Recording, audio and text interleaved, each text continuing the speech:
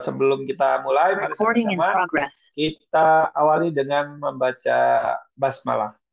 Bismillahirrahmanirrahim. Baik, langsung saja saya panggilkan narasumber kita ya, yang malam hari ini akan membersamai kita semua, Bunda Erlik. Assalamualaikum, Bunda Erlik. Alhamdulillah, Waalaikumsalam warahmatullahi wabarakatuh, Mas Andi dan kakak-kakak semua. Gimana kabarnya, Bunda? Sehat? Alhamdulillah, sampai hari ini diberi kesehatan ya sama Allah. Ini Bunda Erlik nih salah satu contoh seorang ibu yang produktif, seorang apa ya? Kalau udah punya cucu berarti sebutannya apa? Oma atau Eyang, Eyang, kayak Eyang Uti. kayak Uti yang produktif banget. Bahkan di hari weekend ini yang mungkin harusnya bersama dengan keluarga, tapi beliau eh, berkenan berbagi sama kita semua, berkenan untuk sama-sama bareng kita belajar bagaimana kita bisa mengobati keluarga kita dari sisi psikologi, dari sisi terapi ya dan lain sebagainya ya. Ini beruntung banget kakak-kakak karena jadwalnya beliau juga cukup padat ya. Jadi selamatlah buat kakak-kakak semua yang belajar pada malam hari ini. Kita malam hari ini akan belajar tentang apa, Bunda? Ya, kita hari ini eh, sesi ketiga ini adalah mengenai teknik atau kunci-kunci langkah kunci bagaimana menyembuhkan penyakit di dalam keluarga. Maju. Mudah-mudahan nanti bisa berkolaborasi ya dengan Mas Andi karena Mas Andi hari ini baru ini ya putrinya baru keluar dari rumah sakit juga. Alhamdulillah, tapi karena sibuk banget ya hari ini, ya ikut lega, tapi tetap juga Alhamdulillah. membersamai kita-kita di malam minggu ini harusnya leyeh-leyeh dulu ya Mas ya. Masya Iya, Allah. berkat doa Bunda dan teman-teman semua nih, jadinya recovery anak saya juga jauh lebih cepat, jauh lebih apa namanya efektif ya pengobatan. Nanti saya ceritalah Hmm. kalau sudah selesai materi Bunda Nah, gimana i- saya mengobati anak saya. Ah, gitu ya. Ini kayaknya modulnya nanti akan nyambung dengan modulnya Bunda Erik. Langsung saja Bunda, silakan. iya. Ah, foto dulu boleh Oh teman-teman. iya, Eh, siap-siap. eh, nanti Foto. ngantuk pada merem. Ayo, ayo, silahkan yuk, buka kamera bentar yuk. Kita tunggu bentar. Buka ya, Kak Muhammad Jamaluddin. Apa kabar nih? Kak Fitri Ayo, udah buka kamera. Ayo silakan, silakan. biar kita langsung dapat foto ya. Nih, nah, ada Umi. Kak Umi, Faiza sudah buka kamera. Yang lain, Oke, yang lain. Ayo Kak yuk. Septiani. Nah Aja. ini Kak Septiani baru pulang dari rumah sakit juga. Nengok adiknya ikut prihatin ya Kak Septiani. Ya Allah. Oke. Oke, siap? Yuk. Pak Muhammad Ali dari Lampung. Oke, satu, dua, tiga. Oke, sekali lagi ya. Bismillah. Wah, ini baru buka nih Pak Yasin nih. Siap. Satu, dua. Oke. Masya Allah. Dengan Masya gaya khas Allah. Pak Yasin ya. Alhamdulillah. Terima kasih Mas Andi. Saya share screen ya, izin. Siap. Hmm, ya.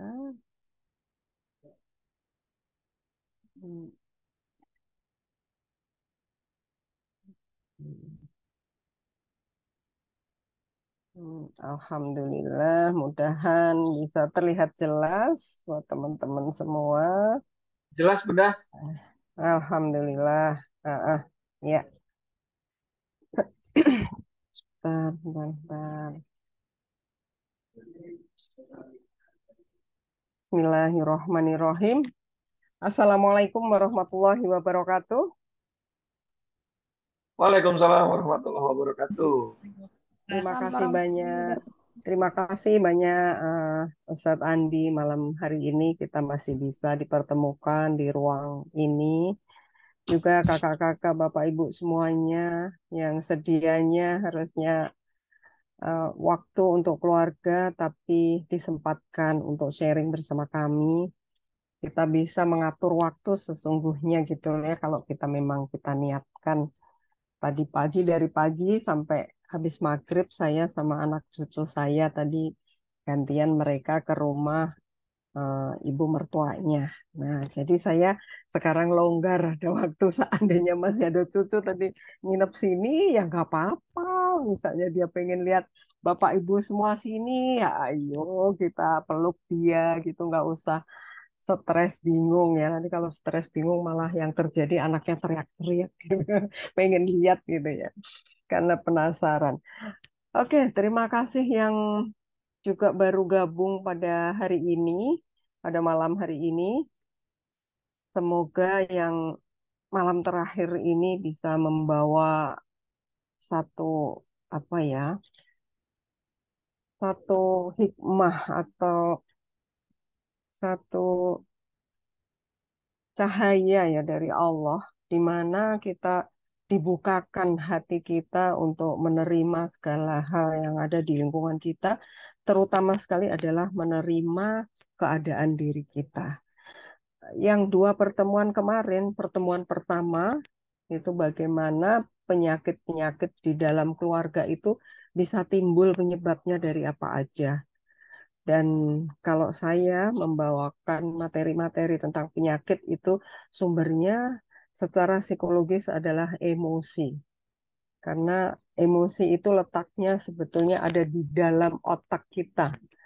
Otak kita ada tiga bagian, salah satu bagiannya adalah otak emosi, pusat emosi. Dan ketika itu kita tidak bisa mengelola dengan baik, itu menimbulkan penyakit baik psikologis maupun fisik. Nah, kemarin Mas Andi luar biasa ya membersamai kita berkolaborasi, dijelaskan bagaimana penyakit fisik itu timbul dari munculnya hormon-hormon tubuh, cairan-cairan otak yang mempengaruhi kesehatan seseorang, lemah atau kuatnya kesehatan seseorang, kondisi seseorang. Jadi klop banget gitu ya. Penyebabnya itu dari sisi fisik maupun psikologis itu dua-duanya saling berkaitan. Kemudian yang sesi kedua kemarin kita eh, menemukan beberapa teknik komunikasi, bagaimana komunikasi itu bisa mempengaruhi keadaan seseorang. Nah, ini Mas Andi kemarin juga menyampaikan tentang bagaimana eh, dengan bersinggungan di dalam rumah itu sendiri, emosi, komunikasi itu juga berpengaruh besar pada keadaan organ-organ di dalam tubuh kita karena banyaknya cairan-cairan kimia tubuh, kimia otak, hormon yang berproduksi berlebihan. Ya, kita kita membutuhkan itu hormon-hormon atau cairan-cairan kimia tubuh eh, untuk kesehatan kita, untuk menjaga stabilitas, untuk menjaga stamina, gitu ya. Tetapi jika itu berlebihan, ternyata dampaknya ada di organ dalam tubuh kita ini. Padahal organ dalam tubuh kita kayak jantung, paru-paru, hati, ginjal itu usus juga kerjanya nggak ada berhentinya nih Bapak Ibu. Dia setiap hari terus bergerak. Masya Allah ya. Kalau saya bayangkan itu seperti bertasbih ya sebetulnya ya. Terus bertasbih sejak kehidupan diri kita mulai sampai kita kehidupan kita berakhir. Nah itu sangat berkaitan ternyata dan ketika kita membaca ayat-ayat Allah sebetulnya di sesi kedua kemarin saya sampaikan bahwa di dalam eh, salah satu surat An-Nahl ayat 78 disebutkan Allah itu kita di dalam perut ibu kita sebelum lahir itu sudah diberikan pendengaran, penglihatan dan hati atau kolbu. Nah, ketiga perangkat yang dahsyat luar biasa inilah yang saya jabarkan bagaimana kita hidup dengan damai dan mengerti bagaimana cara kerja Allah memberikan telinga, mata, dan kolbu itu untuk apa. bagaimana itu mempengaruhi kesehatan kita. Dari mata kita bisa melihat segala hal, bisa menyehatkan dan bisa menyakitkan, baik fisik maupun psikis. Begitu juga pendengaran dan hati kita. Itu yang bisa merusak atau eh, menyehatkan. Dan itu pilihan kita, ya. Dari mata kita bisa melihat reaksi seseorang, emosi seseorang, lalu bagaimana saya jelaskan kemarin kita menyikapinya dengan cara yang lebih bijaksana dan damai. Dari telinga kita mendengar segala hal. Bagaimana kita bisa berdamai dengan segala hal yang kita dengar. Nah, apalagi dengan kolbu. Karena kolbu itu adalah cermin. Maka saya bilang bercerminlah kepada kolbumu. Setiap kali menghadapi masalah, bertanyalah, bercermin, bertanya dengan kolbu. Karena kolbu itu adalah pusat cahaya ilahi, nur ilahi itu akan menembus kepada kolbu kita. Kalau kita sering marah, emosi, benci, kecewa, dan seterusnya, itu yang akan menutupi cahaya Allah karena kolbu kita tercover oleh pikiran dan emosi yang ada pada diri kita. Nah, itu ringkasannya ya, kakak-kakak semua. Dan yang hari ini baru bergabung, saya sarjana bimbingan dan konseling, asesor dan master trainer BNSP, certified Stephen promotor atau tes fingerprint untuk mengetahui kelebihan, kekurangan, dan karakter seseorang, juga konsultan pendidikan, serta parenting trainer dengan berbagai macam topik. Ya, kalau udah parenting itu ya, misalnya kecanduan gadget. Apa yang terjadi di dalam otak dengan kecanduan gadget? Kenapa otaknya jadi rusak, melebihi rusaknya orang yang kecanduan narkoba. Kalau sudah kecanduan gadget, kecanduan pornografi.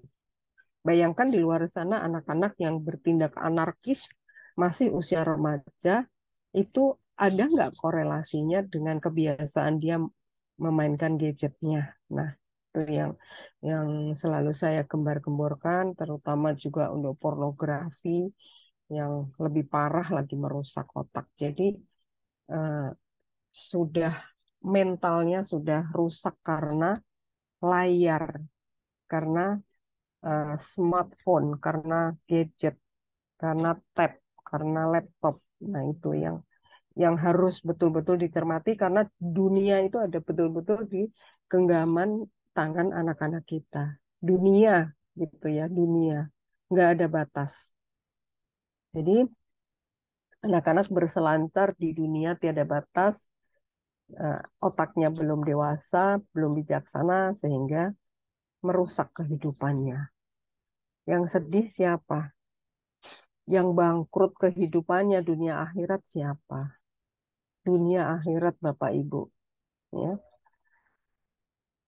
Baik, hari ini, malam ini yang akan saya bawakan, ini ya tadi ya, tiga langkah utama. Sebelum masuk ke tiga langkah, masalah-masalah yang sering muncul di kehidupan kita. Ini sebetulnya saya kelompokkan menjadi tiga ini. Kalau dimulai dari keluarga. Keluarga itu kan ibarat kelompok sosial terkecil. Kelompok masyarakat terkecil itu ada di keluarga. Cerminan keluarga yang bagaimana, itulah menggambarkan cerminan suatu negara.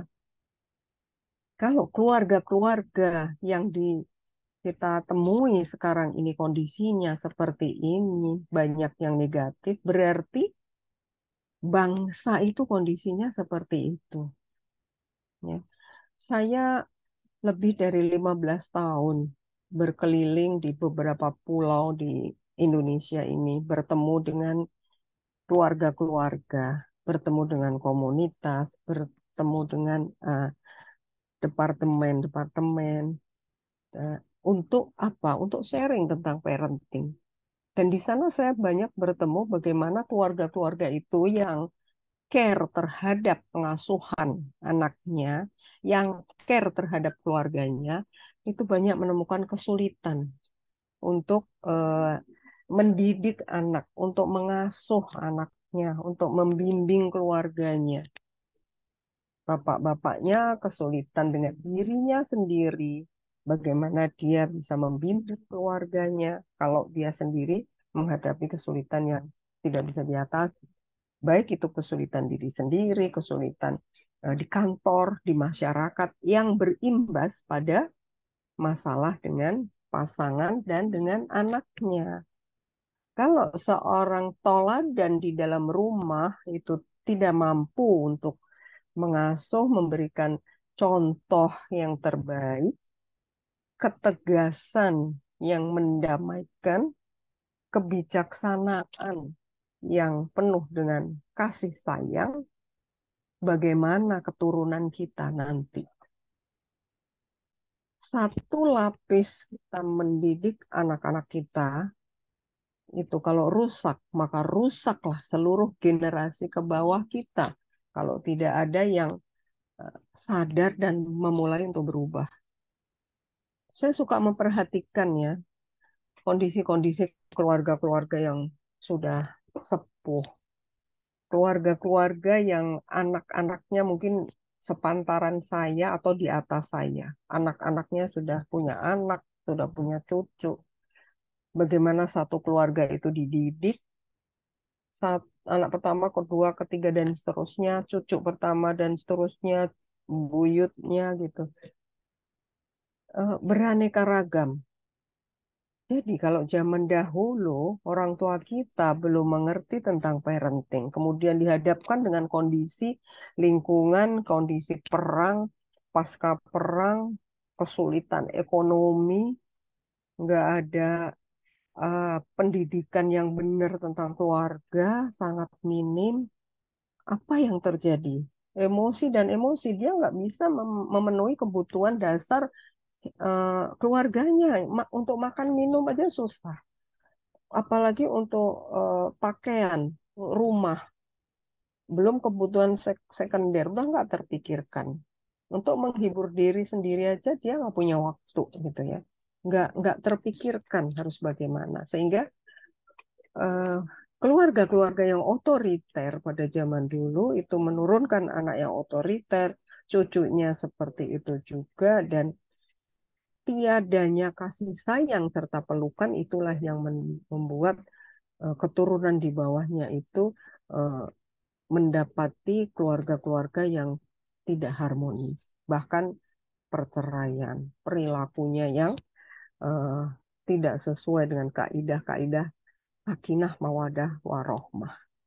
Nah, dari situ saya mulai, kita ini harus berjuang berarti. Lapisan saya aja dulu.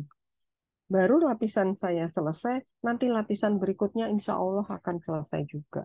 Dan itu ternyata juga nggak gampang gitu kan teman-teman. Semuanya butuh perjuangan. Nah inilah masalah-masalah yang sering muncul, masalah-masalah di era sekarang ini, era yang disebut era VUCA, era yang penuh dengan gejolak, sesuatu yang serba tiba-tiba, sesuatu yang mengagetkan, yang menghimpit, yang mengejutkan, itu membuat emosi kita itu juga sering nggak stabil, ya.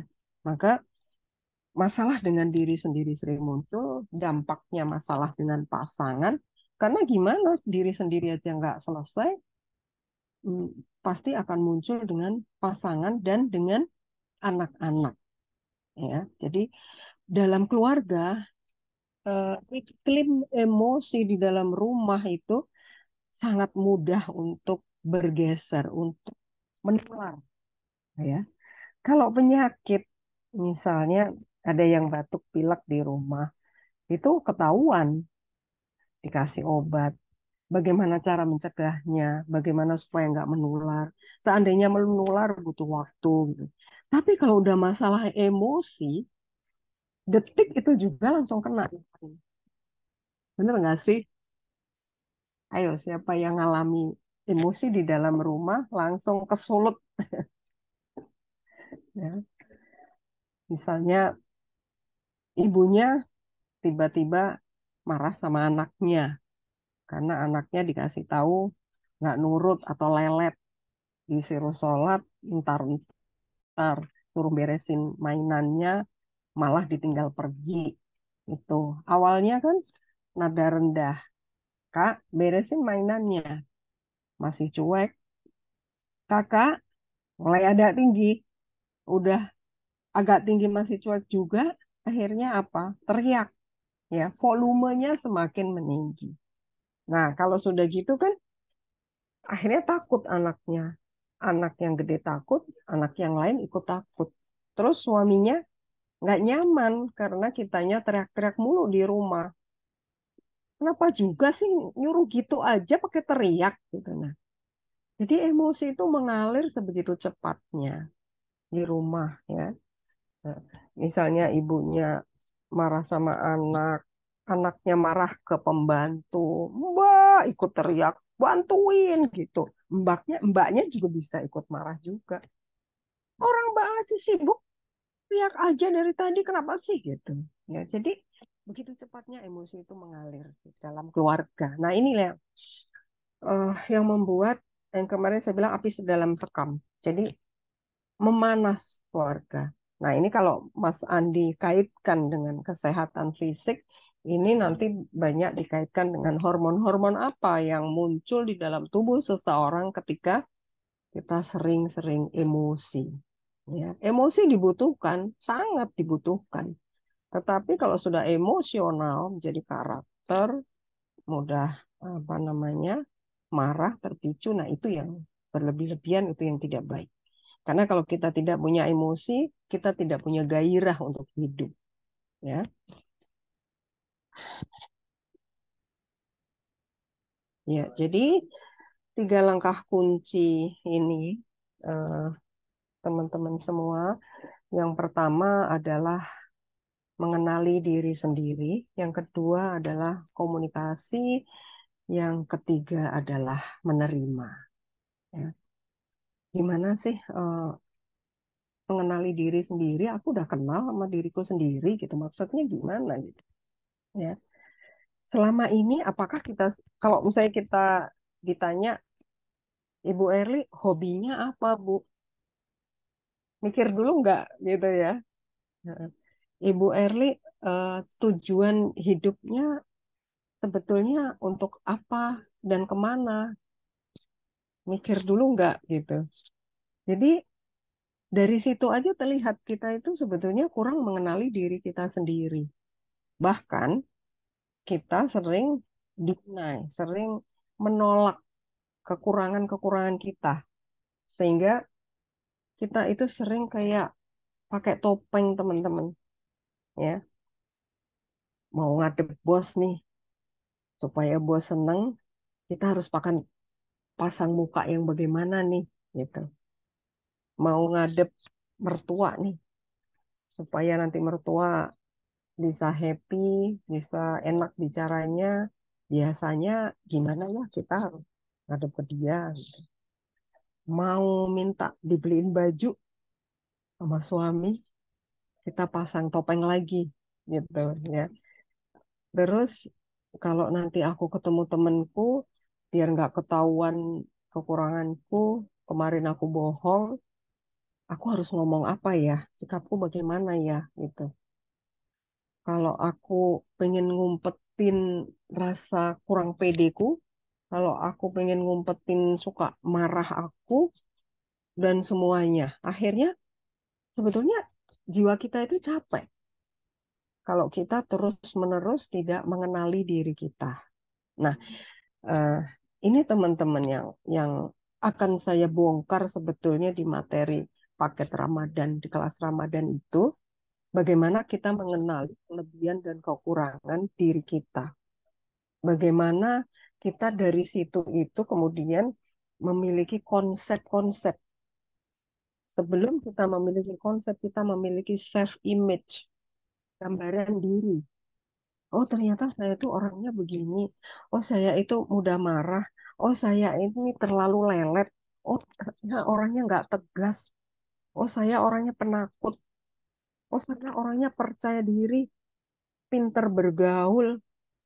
Saya orangnya seneng apa namanya traveling, seneng masak. Saya seneng berorganisasi. Saya pinter memimpin kalau di kantor. Nah, itu ternyata kalau kita sudah pilah-pilah, itu nanti akan sangat berkorelasi untuk menemukan self image kita, terus dibawa ke self concept. Jadi konsep-konsep yang saya bawa selama kehidupan saya sekarang ini itu terbangun dari self image masa lalu, ya. Nah, kalau kita nggak mengenal secara totalitas di sini, maka kita sering menemukan diri kita yang dalam masalah. Kalau sudah terjerumus dalam masalah, kadang kita minta tolong sama orang, kita give up, kita merasa lemah, nggak berdaya, atau sebaliknya, kita menjadi orang yang eh, keras, melawan, memberontak. Perhatikan tuh di keluarga, ada nggak yang seperti itu? Bagaimana kita menyikapinya? Apakah kalau seperti itu komunikasinya jadi lebih baik atau tidak? Bagaimana orang tua menghadapi anak yang eh, sedang egonya sedang tinggi, ya? Apakah komunikasinya sudah benar? Kalau tidak, itu nanti akan mengerdilkan kreativitas dan pertumbuhan serta perkembangan anak kita sendiri. Nah, itu bermasalah, ya, karena ya, yang kedua cara berkomunikasinya ini yang belum dibereskan, sehingga menanamkan masa apa luka pengasuhan. Nah, luka pengasuhan anak sudah menjadi remaja menjadi PR, punya hutang pengasuhan. Ini yang udah punya anak remaja sulit dikendalikan, yuk introspeksi diri. Apa hutang pengasuhan kita selama ini? Apakah komunikasi selama ini nggak pas sehingga menimbulkan luka? Luka terus-menerus, luka batin menimbulkan hormon-hormon, cairan-cairan tubuh, dan zat-zat kimia otak berproduksi berlebihan. Nah, ini rumus ini yang menyelesaikan Ustadz Andi ini. Banyak sekali rumusnya, luar biasanya. Kemudian yang ketiga, kita mesti menerima diri kita apa adanya. Ini saya akan uh, jabarkan satu persatu di sini ya. Sebelum lanjut, saya akan membaca chat dulu ya, teman-teman. Kalau pas akhir bulan, aduh, tambah cepet emosi. Iya nih, Pak Ustadz Andi.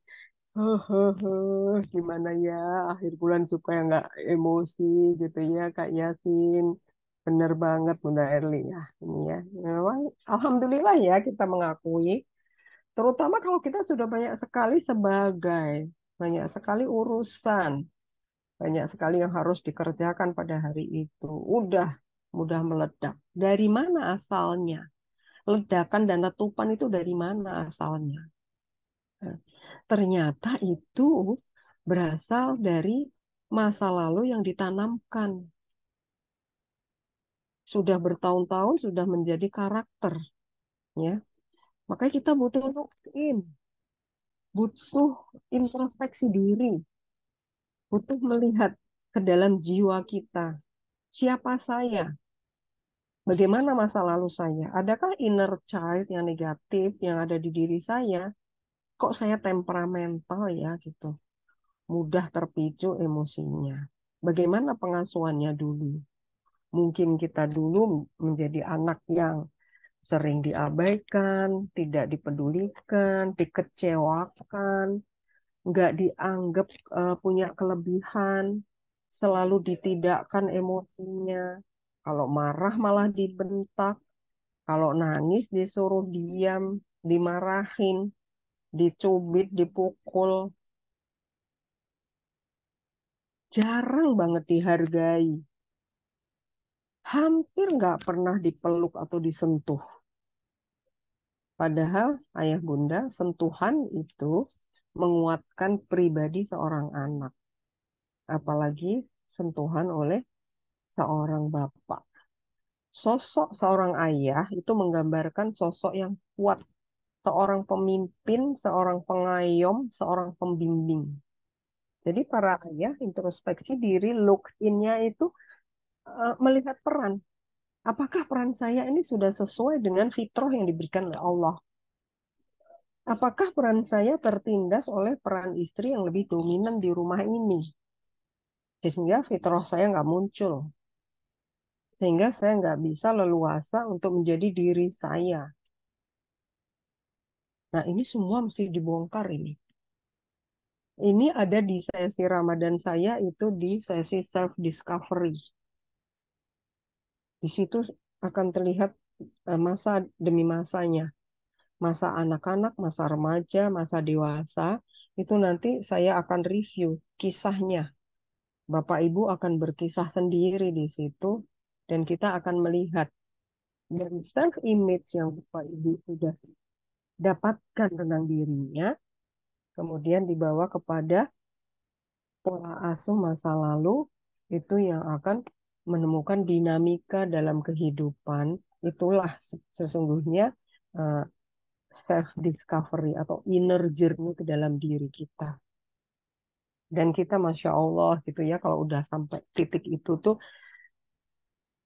udah banyak sekali yang pada ya sedih, nangis, baru menemukan dirinya, baru bisa berdamai dan memeluk dirinya, menemukan self konsep-konsep dalam hidupnya yang baru, membongkar bangunan lama, memulai lagi bangunan yang baru, pribadi yang baru yang lebih stabil, damai, sabar, kuat, dan bahagia. Itu yang kita inginkan, bukan? Nah, apalagi kalau kita dalam keadaan Ramadan, Ramadan itu kita sama Allah boleh dibilang dipaksa ya. Nggak makan, nggak minum, nggak boleh bersetubuh di siang hari. Semua yang ada di otak nafsu yang setiap hari mengendalikan kita itu sama Allah itu dikurangin. Sehingga orang diminta Allah ibadah sebanyak-banyaknya supaya kita pun nurut dipaksa sama Allah dikasih hadiah kayak kita kalau maksa anak kita ayo ayo siapa yang mau nih kasih hadiah hadiahnya lebih bagus lebih mewah lebih menyenangkan gitu kan. Itu sebetulnya tujuan Allah itu apa? Sebetulnya memaksa kita supaya jangan tergelincir gitu loh. Jadi kita mesti memaknai semua itu ya Allah gitu. Allah itu maksa terus sampai aku dikasih hadiah lagi pahalanya luar biasa berlipat ganda apapun kebaikan yang saya perbuat pada saat Ramadan. Nah, di sini yang akan kita bongkar. Karena pada saat orang berdoa itu gelombang otak kita itu di alfa rendah, gelombang khusuk, gelombang di dalam jiwa yang tenang sehingga mudah masuk apa-apa yang kita install pada saat itu. Jadi kalau teman-teman ikut di kelas untuk membongkar diri sendiri, kemudian menginstal lagi semua kebaikan yang kita inginkan pada saat Ramadan itu. Sebetulnya di bumi ini sama Allah diciptakan ya seperti itu. Binatang misalnya, ular. Nah, teman-teman tahu kan ular bagaimana berganti kulit? Ya itu sebetulnya suatu masa di mana dia dibersihkan semua oleh Allah, diganti menjadi lebih bagus, lebih baik, dan lebih indah kan. Tapi apa yang dirasa mungkin sakit semua badannya. Bayangkan kita dikulitin. Berhari-hari mungkin dia nggak bisa makan, nggak enak, nggak bisa tidur gitu. Apa yang terjadi dengan pepohonan? Pernah nggak melihat pohon-pohon yang menggugurkan daun, kemudian tumbuh bersemi bersama dengan bunganya yang luar biasa? Kayak bunga sakura di Jepang, bunga tulip di Eropa. Itu sebetulnya kan puasa kan, menggugurkan semua daunnya. Emang enak? Atau beruang kutub yang berhibernasi, selama 3 bulan dia nggak makan, berdiam diri. Kita sebulan loh, bukan nggak makan sama sekali juga gitu. Dan Allah berikan luar biasa kelimpahannya. Masya Allah, rasanya merinding ya teman-teman ya. Makanya kalau melihat eh, saudara-saudara kita yang kemana-mana, ayo makan, habis ini kita puasa, ayo kumpul-kumpul, ayo kita pengajiannya dibubarkan, habis ini kita mau ini jalan-jalan kemana ke sana kemari karena mau puasa sebulan.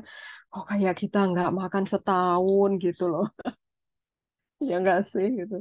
Rumah makan, restoran, kafe pada penuh gitu.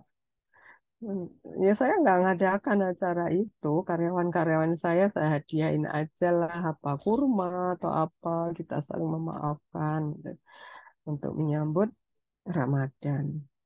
Jadi bekal apa sebetulnya yang kita butuhkan? Hmm. Jadi inilah eh, Bapak Ibu semuanya, langkah ini yang harus kita ambil dalam diri kita sendiri. Beres dengan diri kita sendiri. Insya Allah kita beres membersamai anak dan pasangan kita. Kita mudah untuk memeluk. Cobalah kalau nonton TV sama pasangan, misalnya sama suami, pulang kantor capek di depan TV. Jangan jaim-jaiman, mau tuh fokus gitu. Tumak ninah gitu, konsentrasi khusyuk pada TV. Pasangannya dibiarkan.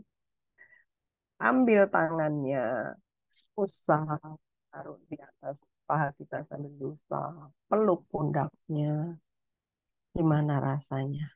Pasti sangat berbeda. Dan itu melumerkan segala hambatan emosi yang ada di dalam jiwa kita. Makanya Allah apa Nabi bilang disuruh bersama, disuruh cium tangan, menggugurkan dosa, dosa-dosa kecil kita. Insya Allah. Itu ya. Jadi eh, ini panjang mengenali diri ini. Kalau kita uraikan karena kalau nggak mendalam, saya nggak puas sebetulnya. Makanya ada kelas ya. Mudah-mudahan, ayo teman-teman, saya himbau untuk mengikuti kelas eh, inner journey di bulan Ramadan.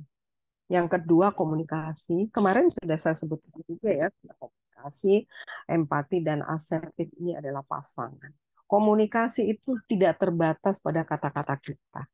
Komunikasi itu eh, bisa dilihat dari bahasa tubuhnya, bisa dilihat dari perasaannya, ya. Selain juga dari kata-katanya, nada suaranya keras, lembut, gitu ya. Jadi itu menunjukkan emosi. Bahasa tubuh antara bahasa tubuh orang yang sedang emosional, di sedang baper, sedang ngambek, sedang bingung itu terlihat gitu ya. Maka bagaimana kita merespon? Meresponnya dengan apa? Ini ada dua kata kunci untuk kita bisa menjadi sehat untuk diri kita. Ya. Dengan diri kita sehat, dengan melakukan empati dan asertif, kita memberikan teladan pada keluarga kita. Gini loh caranya berkomunikasi. Empati itu bagaimana? Nah, ini saya jelaskan ya. Empati itu kita ikut merasakan apa yang dirasakan oleh orang lain. Jadi kalau ada orang yang sedang kalut, sedang bingung, sedang stres gitu, kita ikut berempati. Kita ngomong kata-kata kita itu kata-kata yang penuh empati, yang penuh pengertian, bisa diterima dengan oleh orang yang sedang pusing stres tadi, gitu. Bukan menasehati, bukan.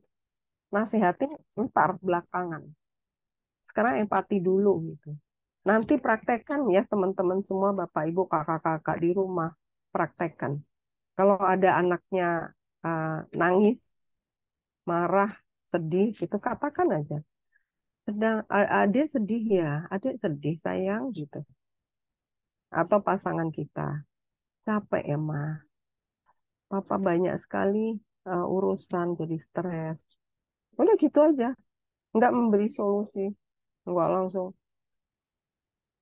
Papa jangan gitu dong Pak, kalau pulang kantor itu, ya aku tahu lah kamu kerjaanmu banyak, makanya Pak, kalau di kantor itu jangan banyak-banyak ngurusin orang, pekerjaan itu kamu kan punya anak buah. Jadi cobalah diatur supaya nggak terlalu berat. Nanti kalau berat kamu kan sakit juga. Larinya ke Mas Andi nanti ya. Ayah itu nggak butuh nasihat, ya. Ayah itu hanya butuh orang empati.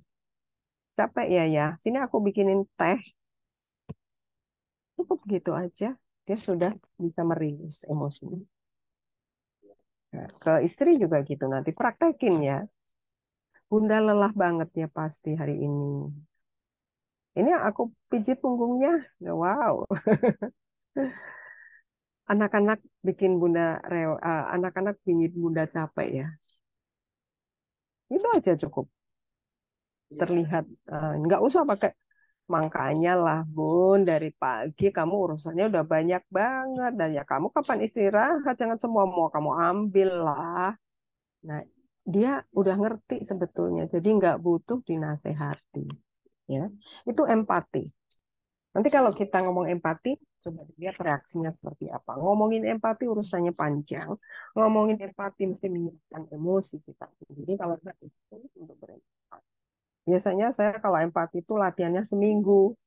Nanti baru di-review setiap hari empatinya seperti apa. Kalau ada yang gagal, oh diteruskan lagi.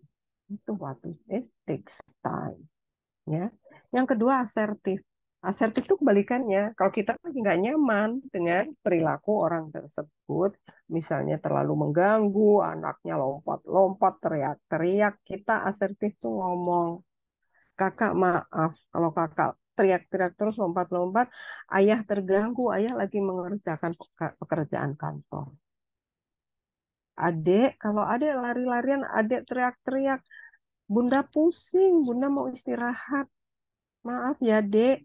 Eh, Bunda nggak suka adik dari tadi ngomel aja. Kalau masih marah, masih ngomel, silakan di sini aja ya. Bunda mau pergi ke kamar dulu istirahat. Itu asertif. Kita ngomong tapi tidak langsung marah. Berhenti, misalnya kayak gitu. Awas ya kamu teriak gitu ya. Nah ini membuat otak anak itu langsung tegang. Batang otaknya ini kalau diperiksa itu terjadi ketegangan setiap hari. Berapa sering ya sehari saya ngomong dengan bentakan seperti itu. Kalau orang lain yang ngomong bentak marah, mungkin itu biasa reaksinya buat anak-anak. Tapi tahukah Bapak Ibu bahwa ketika orang tuanya yang ngomong, pastikan dengan mimik muka yang menyeramkan, dengan urat otot marah yang menegang, sehingga itu masuk ke dalam ego state anak, kondisi mental kejiwaannya yang ditangkap, kemudian masuk ke bawah sadar, dan itu dibawa dia sampai kapanpun. Itu yang harus hati-hati. Perhatikan kalau kita emosi, marah, ngomong, tegang. Batang otak itu langsung yang kena. Dan dia nggak bisa proses berpikir batang otak ada di sini di leher bagian belakang, kemudian proses berpikir ada di korteks ini di depan. Dia nggak sempat berpikir untuk kemuliaan otak karena tiap hari ada ya ketegangan dan dimarahin. Nah itu sampai dewasa. Bagaimana dengan anak kita? Ya itu berimbas kan, benar kan? Jadi emosi kita tadi berimbas ke komunikasi ke anak-anak. Nah, ini anak mau didik menjadi apa nih sama orang tuanya? Ini baru sedikit sekali cuplikan dari pola asuhnya. Belum masuk ke slide berikutnya. Nah, tobat saya, ya Allah, betul banget Bunda. Terima kasih, Mas Andi. Ya betul Bu Erli, Pak Yasin. Oke, kita lanjutkan. Setelah komunikasi yang ketiga, terima kasih ya yang sudah jujur pada dirinya sendiri. Itu penting. Kalau perlu ditulis itu, bikin diary, ya, catatan harian. Apa yang sudah saya lakukan hari ini? Sudahkah saya memeluk anak saya hari ini? Karena itu obat, obat untuk menyehatkan selalu jiwanya. Di luar sana jiwanya ketampar-tampar anak kita dengan berbagai hal.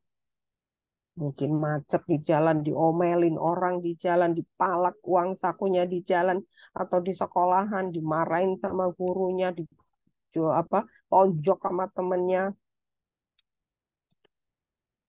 Berapa banyak hal-hal yang menghimpit jiwa anak kita setiap hari. Nah, bagaimana kita bisa mendamaikan ketika dia masuk rumah? Baiti janatinya mana? Rumahmu adalah sorgamu. Luar biasa ya, sebetulnya Allah sudah berikan rangkaian kehidupan yang begitu mulia, tapi kita acak-acak, kita rusak semuanya. Astagfirullahaladzim. Kalau sudah begitu, kita panen pada masa anak-anak remaja, panennya nangis bombay. Nangis darah, kenapa anak saya bisa begini, bisa begitu. Introspeksi diri. Apa yang kamu lakukan sekecil apapun kata Allah itu akan dicatat dan menjadi tanggung jawabmu, bukan siapa-siapa. Mari muhasabah diri. Mari ikuti orang-orang kelas-kelas dimanapun ayah bunda menemukan kelas muhasabah diri yang bisa untuk mencuci hati kita dan pikiran kita, itu ikuti. Ya, yang ketiga, langkah ketiga ini menerima. Terima aja, terima aja. Kayaknya gampang ya orang ngomong terima aja, enak aja loh gitu. Gue udah dikecewakan, gue udah disakiti, terima gitu. Ya, ketika kita tidak menerima, apa yang terjadi sebetulnya dengan diri kita? Dan ketika kita tidak bisa berdamai dengan diri sendiri, berarti kita tidak bisa memaafkan. Sampai ada apa namanya, terapi yang namanya forgiveness terapi, ya, terapi memaafkan. Luka bertahun-tahun yang sudah kita gembol, yang sudah nancep di jiwa ini, nggak sembuh-sembuh. Selesai sekejap hanya dengan memaafkan. Ya, kalau udah mampu memaafkan, berarti kita mampu berdamai dengan diri sendiri. Teman-teman kalau mau bertanya silakan ya di kolom chat sambil ditulis aja. Halo, mudah-mudahan eh, nggak ngantuk ya. Bunda, Mungkin Masya Allah, seharian pada ini kenapa? menikmati banget nih materi Bunda yang jadi selama Hmm, Bunda ngisi itu langsung flashback ke apa yang saya alami dan mungkin teman-teman juga begitu ya. Asik dengan Masya Allah, kembali ke Masya masa-masa Allah, ini itu gitu. Masya Allah. Iya, iya, iya. Alhamdulillah ya Allah. Heeh. Saya mau ajak ngobrol mungkin Bunda nih Pak Keman nih mau sharing mungkin. Gimana Bunda? Boleh? Ya, iya, boleh, silakan. Kalau ada yang sambil ini. Nah, ini kan yang Silakan di chat, oh, Pak. oh, ya. Kak Rosminar, maafkan Tuh, hamba ya Allah. Mudah-mudahan self awareness malam ini terbangun ya, Kak Rosminar, Kak Saira, nyimak dong. Oh ya, aku dipanggil dong nih Mas Andi. Ya Alhamdulillah, saya saya sebetulnya bukan dokter ya, saya kuliahnya eh, di konseling, bimbingan konseling. Kemudian Kak Sahara, dengerin Bunda sambil introspeksi diri. Masya Allah, benar-benar ya kita menyiapkan diri masuk Ramadan ini harus muhasabah ya. Kak Saira, benar Pak Ustadz, Kak Sahara sambil peluk anak. Ya Allah, Kak Sahara, energi Masya positifmu Allah. akan ngalir. Insya Allah, menguatkan jiwa anak. Silahkan, Siap. Ya, gimana? yang mau berbagi mungkin ya Bunda ya, boleh ya? Ada yang mau berbagi mungkin dari hasil apa yang Bunda sampaikan nih barusan. Ya, ya, Monggo boleh, dengan boleh. Silahkan. saya Bunda semua nih yang Heeh, mau berbagi sharing, boleh saya izinkan peserta. Oke, silakan yang mau ini boleh langsung aktifkan mic-nya. heeh, heeh. Monggo.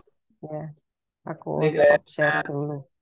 Ayo, ayo. ada, Ah, nah, apa ini yang kayaknya dirasakan? Kak Rifki nih, Rifki Dwi Wantoro. Wah, ini kayaknya seru. Kak Rifki, silakan Kak Rifki kalau mungkin berkenan berbagi nih. Gimana? Bisa, atau yang lain, mungkin kakak-kakak yang lain, boleh juga, sahabat sehat yang lain juga boleh. Nah, Kak Sahara Zahabi. Nah, ini Assalamualaikum Bunda. Bertanya salam. Kak Sahara dari mana Waalaikumsalam nih? warahmatullahi. dari Cikarang. Cikarang. Ini nggak ada videonya, Kak? Kayak apa nih wajah tuh wajah iya. Gimana wajahnya? Boleh ya pakai. Oke. Ya, silakan. Ya ampun Bunda, kalau masalah pendidikan anak tadi gitu. Kadang kita kan udah niatnya udah nggak mau lagi bentak anak gitu. Tapi ketika dia melakukan hal yang kadang dia sengaja gitu kan, sengaja buat yang kita nggak suka misalnya sesuatu yang jorok lah atau Maaf, apa misalnya. maaf Bunda, boleh di diulang kok kurang jelas. Silahkan diulang. Eh, ya Bunda, jelas ya suaranya. Oke, di sini sih jelas, nanti bisa saya bantu jelasin lagi. Silakan Kak Sahara. Tadi misalnya kita sudah niat gitu nggak lagi mau bentak anak gitu, tapi ketika dia melakukan kesalahan yang kita anggap di luar batas gitu, misalnya entah dia eh, sakiti adiknya atau misalnya apalah yang dia buat yang apa ya kenakalan anak lah gitu. Nah itu kadang kita lose kontrol gitu, akhirnya kita lakukan lagi bentakan itu, ada penyesalan tapi kok ngulang lagi gitu. Itu gimana caranya ya Bun biar bisa kita lebih kontrol emosi itu lebih gitu. Terima kasih Bun. Assalamualaikum Oke, warahmatullahi. Waalaikumsalam warahmatullahi wabarakatuh. Gimana Bunda? Bisa disimak pertanyaannya? Bisa, bisa. Oh, Ketangkep, oke, Pak. siap. Baik, Iya. siap. Silakan Bunda. Jadi, jadi terima kasih ya Bunda Sahara. Anak-anak itu memang fitrah anak itu lari-lari, teriak-teriak, lompat-lompat. Nah, segala hal yang dilakukan anak itu secara fisik itu fitrahnya memang begitu gitu. Nah, kadang-kadang kita kesel. Kalau kita udah kesel, kita marah, anaknya diem. Tapi kalau anaknya berlaku seperti itu lagi, kita ulang lagi, marah lagi, akhirnya dosis kemarahan kita itu meningkat. Dosis meningkat, anak juga perilakunya juga meningkat, bukannya malah sembuh gitu. Akhirnya kita kadang-kadang suka sedih.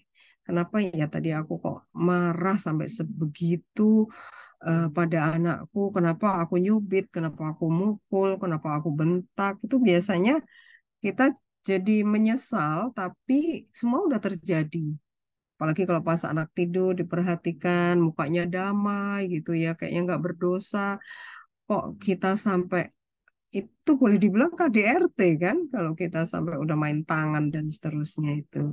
Nah ini eh, Bunda, biasanya saya introspeksi diri dulu, emosi-emosi apa yang muncul pada diri saya, itu ditandai. Penyebabnya apa? Ya, kita punya berbagai macam emosi di masa lalu yang belum selesai. Kalau amarah-amarah kita itu seperti itu kepada anak, berarti kan kita belum bisa berdamai dengan diri sendiri. Kita dulu punya masa lalu yang eh, tidak mengenakan. Mungkin saya dulu kondisi orang tua yang nggak harmonis, orang tua yang belum melek parenting, orang tua yang sering mengabaikan saya sehingga saya nggak bisa memahami bagaimana saya memeluk anak, bagaimana saya memperhatikan dan menyayanginya supaya tumbuh jiwanya itu menjadi lebih lembut dan bisa diarahkan. Nah, segala hal saya semuanya sampai sekarang kesalahan yang terjadi pada anak saya itu biasanya saya langsung introspeksi diri begitu. Walaupun anak saya udah tua, saya tetap introspeksi diri. Luka pengasuhan apa yang dulu saya tanamkan? Hutang pengasuhan apa yang belum saya bayarkan? Mungkin pada saat usia-usia tertentu saya belum ngerti ilmunya, saya sering marah meledak-ledak. Nah, dari mana itu asalnya saya marah seperti itu? Mungkin dulu saya diasuh oleh orang tua pada usia-usia tertentu, saya diperlakukan nggak adil, sehingga jiwa saya sering tertekan, nggak nyaman, stres, mau ngomong nggak berani. Jadi itu penyebabnya sebetulnya. Maka saya harus menyelesaikan diri saya sendiri.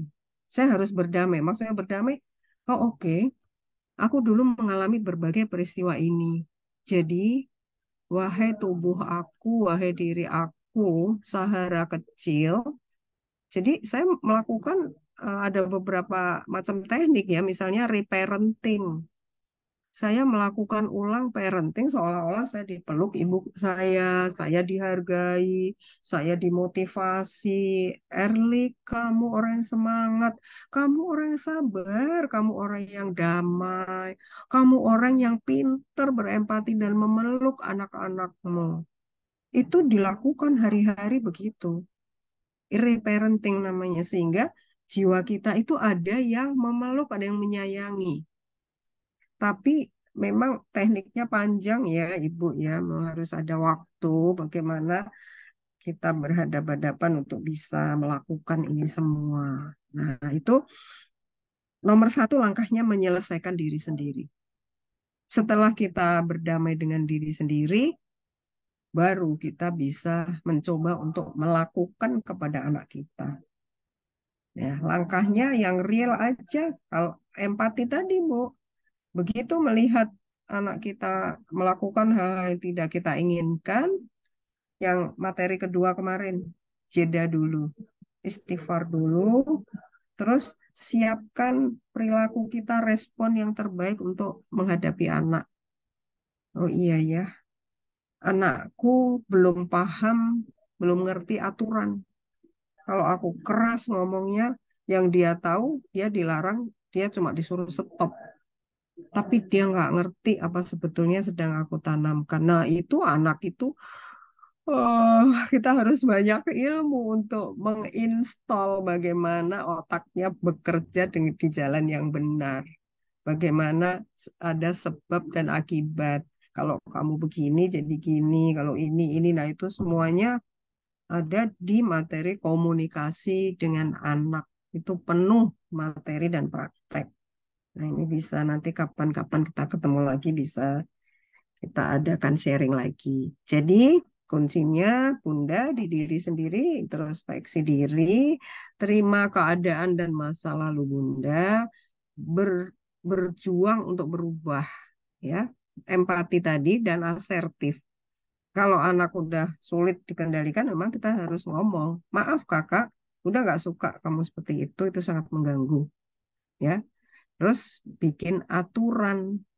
Aturan itu bikin disiplin. Disiplin itu sebetulnya menegakkan konsep-konsep di dalam rumah tangga. Konsep-konsep di dalam diri kita dan diri anak kita. Kalau konsep diri kita masih amburadul, kita sulit menerapkan konsep-konsep dalam diri anak. Panjang urusannya. Makanya parenting itu puluhan tahun dikerjakan karena kita menanamkan konsep-konsep pada pertumbuhan dan perkembangan sekian puluh tahun ke depan. Kalau nanam pohon mangga, 5 tahun buah udah banyak dipetik, pohon udah tua ditebang diganti gitu kan.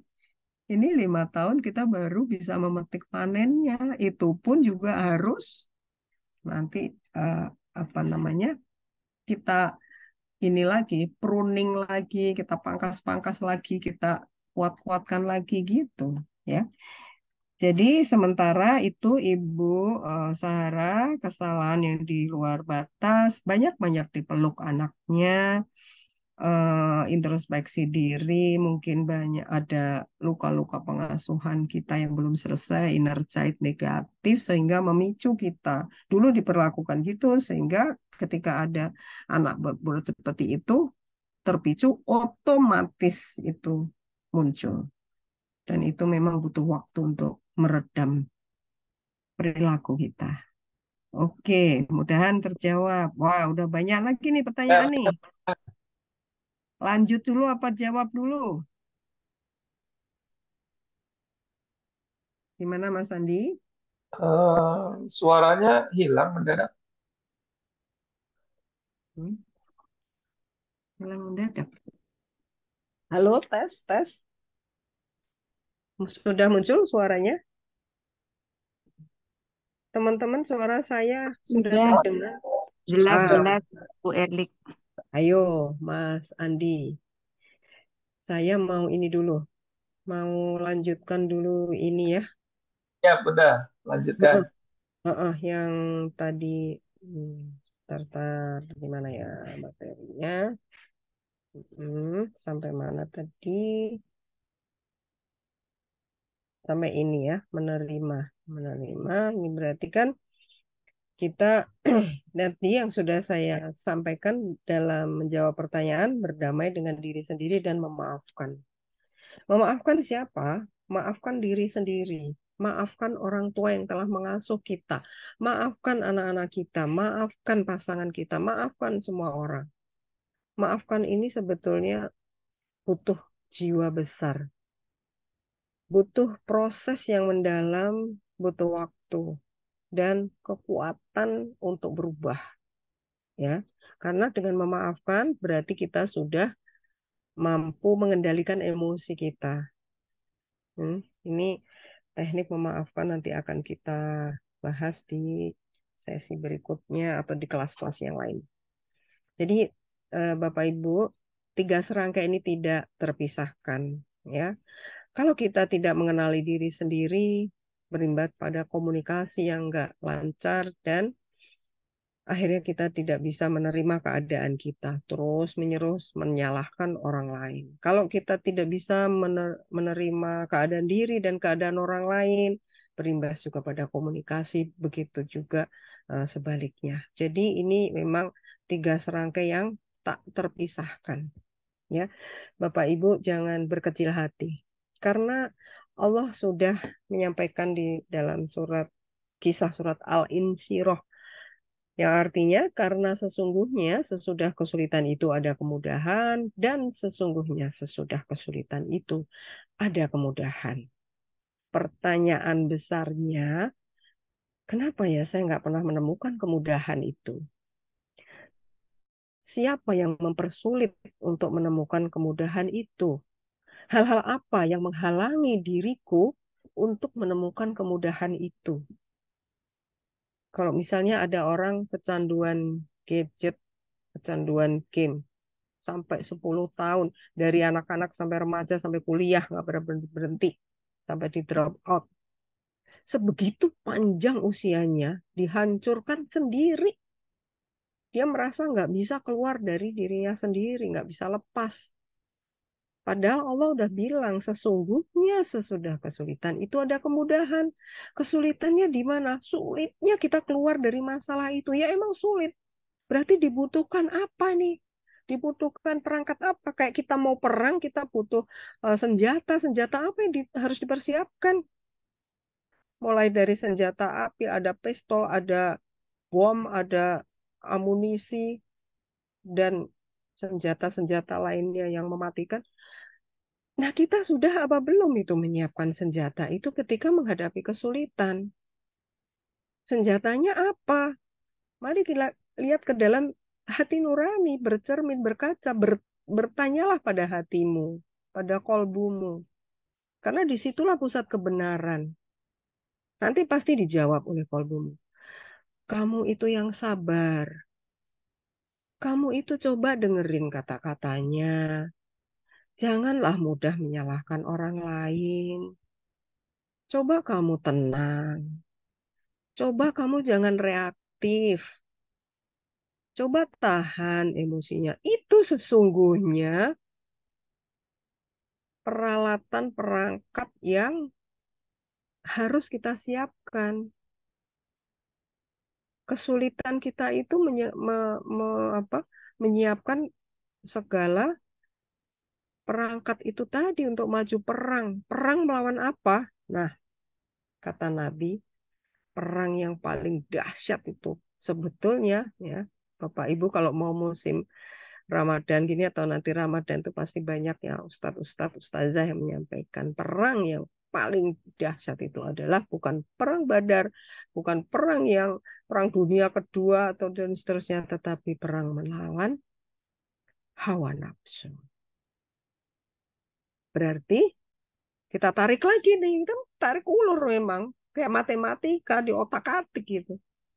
Berarti sesungguhnya kesulitan kita itu adalah menaklukkan hawa nafsu. Hawa nafsu untuk mengikuti kata hati yang esensinya kebaikan. Itu yang harus kita persiapkan satu persatu.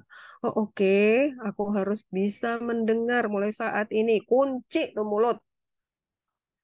Pasang dua telinga. Kenapa kita diberi perangkat telinga itu sampai dua?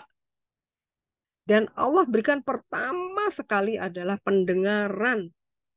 Harusnya kita banyak belajar dan bertanya. Saya aja sampai sekarang masih bertanya pada diri sendiri gitu. Ya Allah, kita itu emosi ya, udah nyap-nyap duluan, mulut cuma satu, tapi nyap-nyap duluan gitu. Bukannya mendengar dulu. Apa kata hatinya?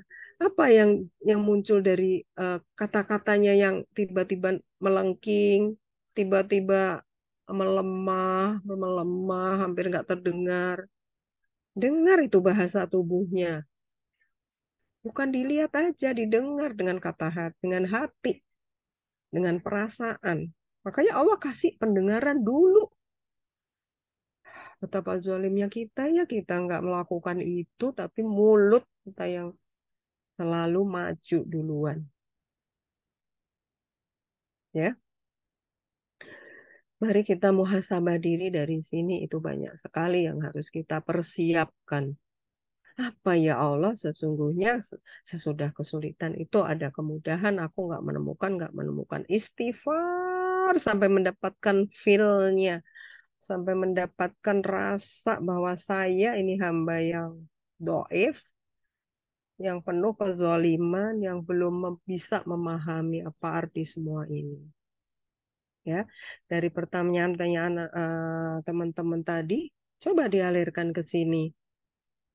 Betapa zolimnya aku ya, aku nggak menggunakan perasaanku ketika aku menghadapi masalah-masalah dengan anak dan pasanganku, dengan orang lain, dengan karyawan-karyawan, dengan teman-teman di kantor, di masyarakat. Saya nggak menggunakan perasaanku, nggak menggunakan kolbuku. Aku nggak banyak mendengar. Makanya aku kesulitan terus gitu. Ngurus anak aja kayaknya nomor satu begini, nomor dua, begini, nomor tiga. Gimana mengetahui orang Anda sendiri nggak tahu siapa Anda? Apa makanan kesukaanmu? Apa hobimu? Kesukaannya sering kalau plesir-plesir di mana? Kalau mau mendamaikan diri, mau cari refreshing, apa yang kamu sukai? Nggak ngerti. Gimana tahu anak kita yang pertama kalau marah sukanya diem, yang kedua kalau marah sukanya curhat, yang ketiga kalau marah masuk kamar dulu, kita nyap-nyap aja ketiga-tiganya. Padahal Allah berikan setiap manusia itu berbeda. Saya kalau ngetes fingerprint Steven itu sidik jari, hasilnya berbeda-beda dan punya kelebihan kekurangan berbeda. Tapi kita selalu berlakukan sama, ya. Jadi kunci suksesnya ada di sini. Teman-teman semua ada di pertama acceptance, menerima ini ya langkah apa kunci sukses dalam kehidupan selama muhasabah itu kita acceptance, menerima, reflection. Setelah menerima, renungkan tadi yang saya bilang tadi ya. Diam dulu, jeda dulu, beri kesempatan otak dan hati untuk berpikir dan merasa, itu reflection itu di situ. Kemudian action plan saya itu apa yang saya lakukan. Saya mau bereaksi apa? Saya mau menyapa anakku apa? Coba ya ibu-ibu bapak semua. Kalau anak bereaksi negatif dan nyebelin, peluk. Dah itu aja. Senjatanya itu banyak peluk, banyak peluk. Ntar dia bingung sendiri, oh aku malah dipeluk sih gitu. Oh selama ini dia nggak pernah dipeluk. Garing jiwanya. Dia punya ayah seperti nggak ada ayah. Dia punya ibu seperti nggak ada ibu. Nggak punya ibu. Negara kita menjadi parentless country. fatherless country, motherless country, parentless country, kayak nggak punya orang tua. Dibiarkan begitu aja karena merasa nggak ada kasih sayang dan perhatian. Apa nih action plan-nya apa? Tulis itu. Kalau anakku gini, kalau suamiku gini, kalau istriku gini.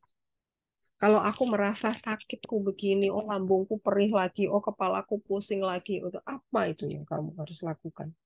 Sapa setiap jengkal badan tubuhmu, kulitmu itu yang sakit. Sapa. Pernah nggak kamu sapa? Kamu peluk, kamu ajak bicara. Itu kunci-kunci untuk menjalani hidup sehat. Ya, bermuhasabah diri, membersihkan diri, jiwa batin yang luka.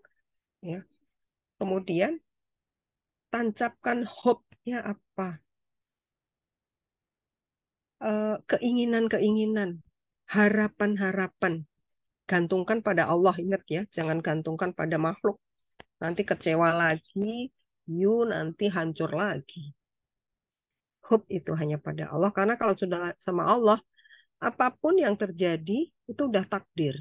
Mau dijawab hari ini, besok di bumi ini atau di akhirat, kita itu enak berharap pada Allah. Memang nggak semudah diomongin, ya istighfar ya astagfirullahaladzim, nggak semudah yang saya ucapkan, semuanya butuh proses. Ya, jadi saya harap kalau ada kelas-kelas seperti ini, silahkan diikuti. Kenapa saya taruh nomor 1, niatkan hati, raih impian? Karena di dalam niat itu sesungguhnya ada proses metabolisme kimiawi di dalam otak, di dalam tubuh, di mana otak itu memerintah, dan otak kalau memerintah mengalir di dalam tubuh menjadi satu karakter. Pas banget kita Ramadan, sehingga niat kuat setiap hari yang kita ucapkan itu mempengaruhi seluruh kehidupan di diri kita, baik fisik maupun psikologis. Itu yang paling penting.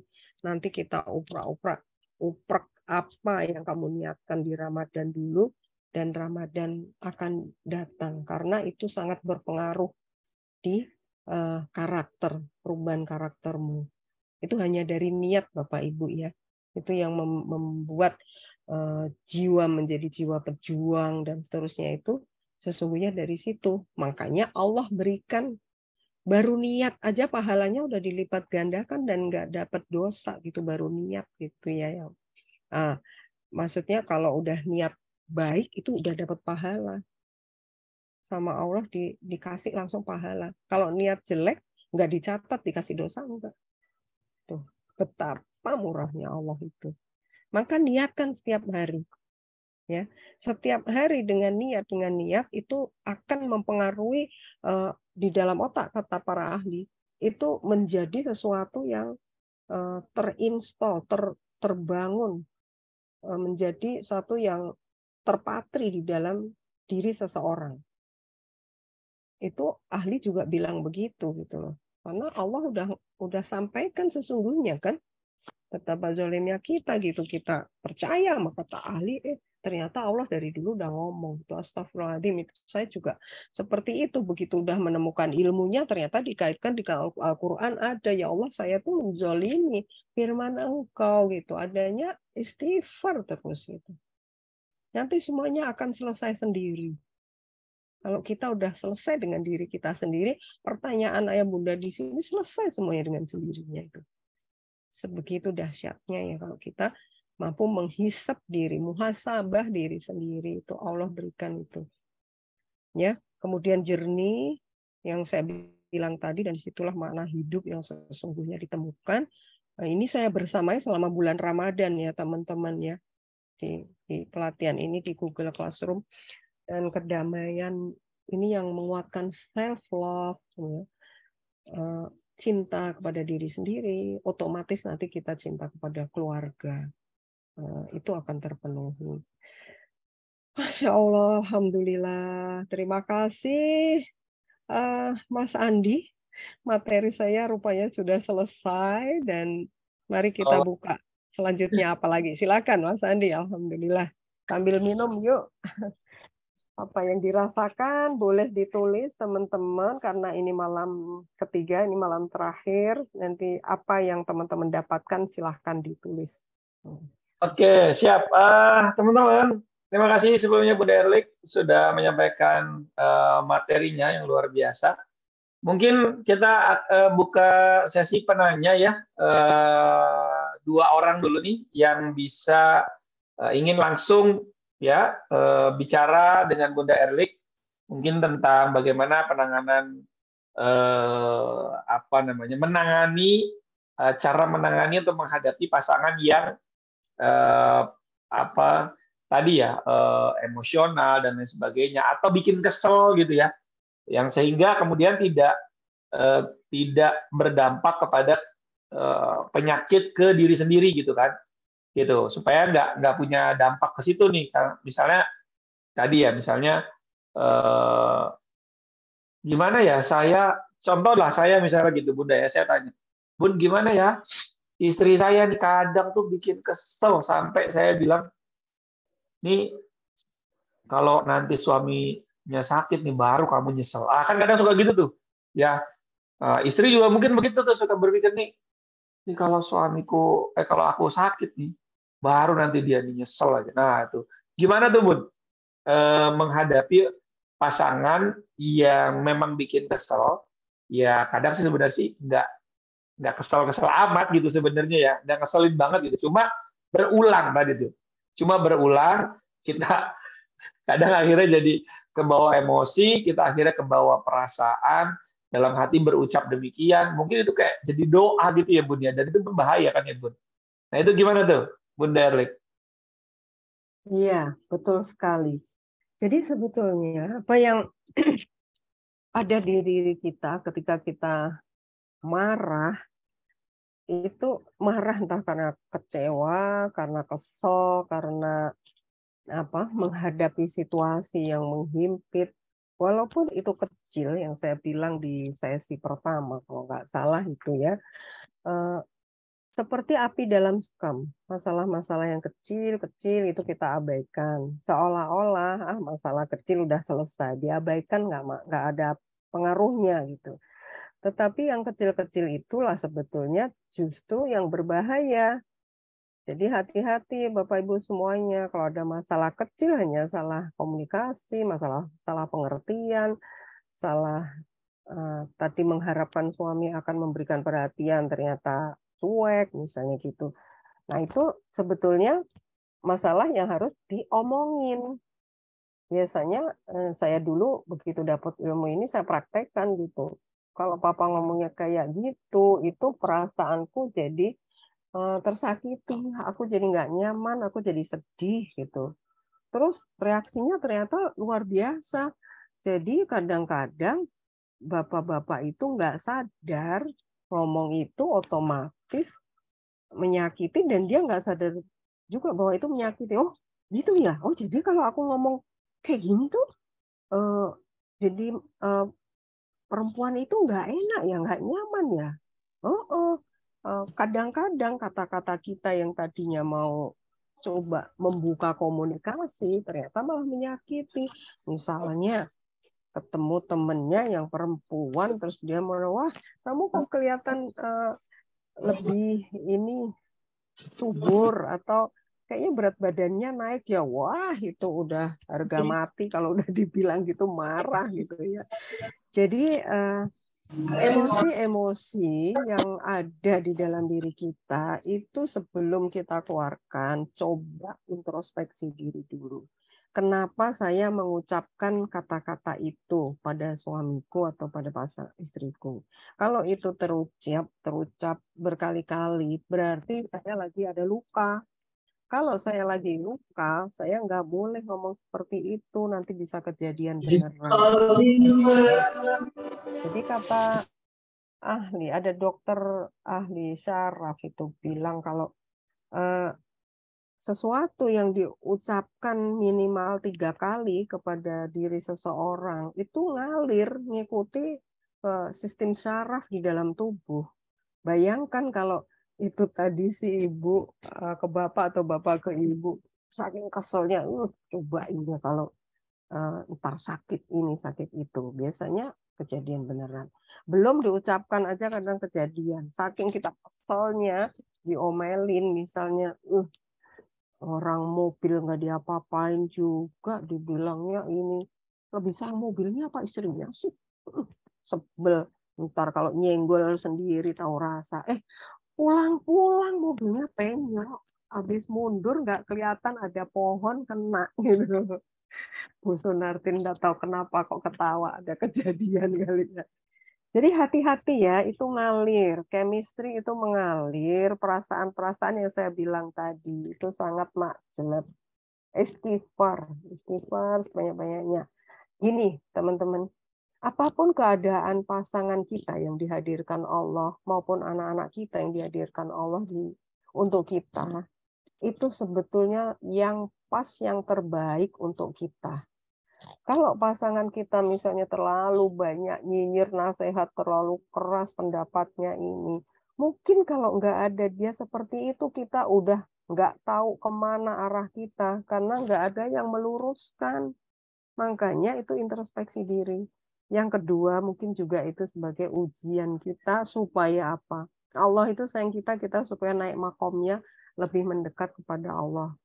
Supaya kita mungkin, kamu itu kalau ngomel nyakitin hati orang, makanya kamu diuji pasanganmu yang keras gitu supaya nggak terlalu sering ngomel. Nah itu berarti kan harus introspeksi diri.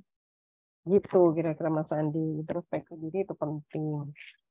Hati-hati berpikir negatif ya. Masya Allah, ya ya ya, oke oke. Ini luar biasa ya. Kita ini berasa kayak ditampar bolak-balik gitu ya. Jadi kadang memang sering banget lah ya saya nemuin itu pasien-pasien yang mereka sakit, nggak usah jauh-jauh nyari penyebabnya gitu. Ternyata ya pasangannya itu sendiri, orang yang mengantarkan dia berobat gitu. Itulah orang yang ternyata menjadi penyebab gitu kan. Nah ini kan jadi tamparan banget buat kita gitu ya. Selama kita nggak sadar bahwa kita ini adalah salah satu penyebab dari sakitnya pasangan kita, ini akan jadi penyakit yang tidak terselesaikan. Kan begitu ya Bunda ya? Nah, ini materinya luar biasa banget teman-teman. Ada lagi mungkin yang ingin diskusi langsung, tanya langsung nih ke Bunda Erlik, silakan. Atau mungkin nih saya coba apa namanya? Saya coba baca di kolom chat apakah ada nih pertanyaan. Nah, ini dari Bu Septi nih. Bunda, saya sakit hati karena rumah kami tempatnya digadaikan mertua dan adiknya suami. Waduh. Saya menangis kepada Allah, saya tidak pernah menentang aturannya, akan tetapi mereka memaksa saya tanda tangan ribawi hutang bank konvensional. Oleh sebab karena saya menolak tanda tangan, saya tidak dianggap sebagai menantu. Efek benang merahnya, anak-anak saya seperti didoktrin oleh mertua dan adik ipar saya untuk menentang saya. Nah ini jadi seperti ketika anak-anaknya Bunda Septi mungkin saat ini itu seringlah menentang ibunya, menentang beliau, lalu kemudian secara perasaan batinnya Bunda Septi ini merasa bahwa anak-anaknya itu didoktrin oleh mertua dan adik ipar, ya. Nah itu gimana Bunda? Mungkin berarti cara menenangkan batinnya, acceptance tadi, menerima, memaafkan mertua dan adik iparnya, dan juga mengembalikan kepercayaan anaknya kepada beliau. Wah, ini 3 hal. Silakan Bunda.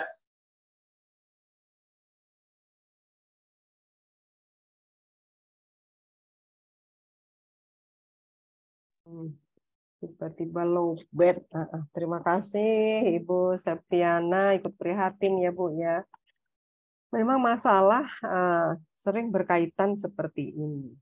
Kadang timbul berbarengan, kadang satu-satu. Kalau berbarengan kita nggak siap, ya kita nggak bisa menerima. Kalau ada masalah berat, jiwa kita itu biasanya pertama kali itu deny, menolak. Kok begini sih gitu?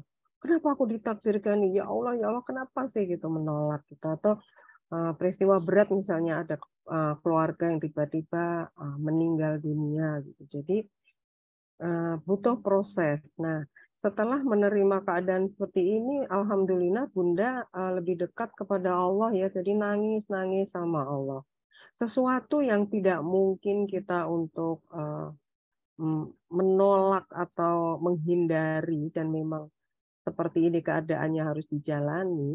Nggak ada kata lain, ini Allah sudah takdirnya Bunda seperti ini, istighfar sebanyak-banyaknya. Hati Bunda hanya Allah yang menggenggam. Jadi Allah pasti tahu semuanya ini. Sambil istighfar terus dan mendoakan orang yang menzolimi. Dengan mampu mendoakan tadi, setelah menerima ya, menerima keadaan bahwa ya Allah, Engkau perjalankan aku menghadapi masalah ini yang sesungguhnya ini tidak saya inginkan, karena saya tahu semua ini tidak Engkau ridhoi.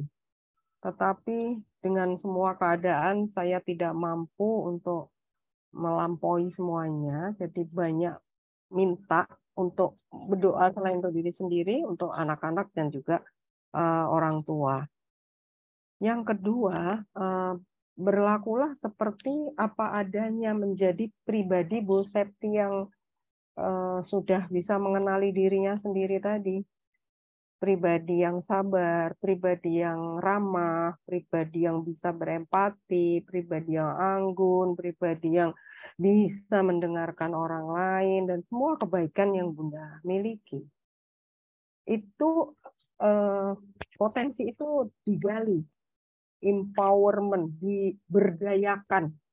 Karena Allah sudah memberikan potensi manusia itu segala kebaikannya, itu yang diberdayakan. Jangan sebaliknya, Bunda memberdayakan pikiran-pikiran negatif. Wah, aku udah dizolimi, ditentang, anakku jadi begini, ini. Itu rembetannya akan berjalan terus gitu. Jadi peluk jiwa-jiwa yang sedang rapuh. Berarti kan supaya bisa memeluk, Bunda harus kuat dulu. Gimana kita memeluk kalau kita sendiri nggak berdaya, kita memble, kita berbaring, nggak bisa bangun, ya, untuk memeluk anak. Ya. Dengan anak dipeluk, dia akan tumbuh kekuatan batinnya, cintanya terhadap orang tua semakin bertumbuh, sehingga dia bisa memilih dan bisa mendengarkan apa yang orang tua sampaikan. Kita mesti berdiskusi kalau anaknya udah remaja, karena kita nggak hanya menasehati. Anak remaja itu lebih senang diajak berdiskusi dibanding dinasehati. Nanti nasihatnya nanti ya, setelah berdiskusi, menurut kamu gimana? Menurut kamu yang ini, dan seterusnya. Nah, terutama ayahnya ya, dengan ketegasan seorang ayah, anak itu akan memiliki rasa percaya diri dan dia bisa memilih dengan baik dan tidak. Itu dari sekarang tuh harus mulai dibangun itu. Karena anak kita akan sering mengalami hal-hal di luar sana nanti ke depannya, ada yang baik, ada yang enggak. Kalau dia menemukan hal-hal yang enggak baik dan dia harus bisa berkata asertif, itu seperti apa caranya?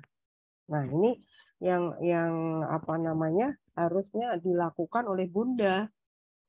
Sembuhkan dulu diri sendiri. Sudah sembuh, sudah kuat, peluk itu orang-orang di sekitar.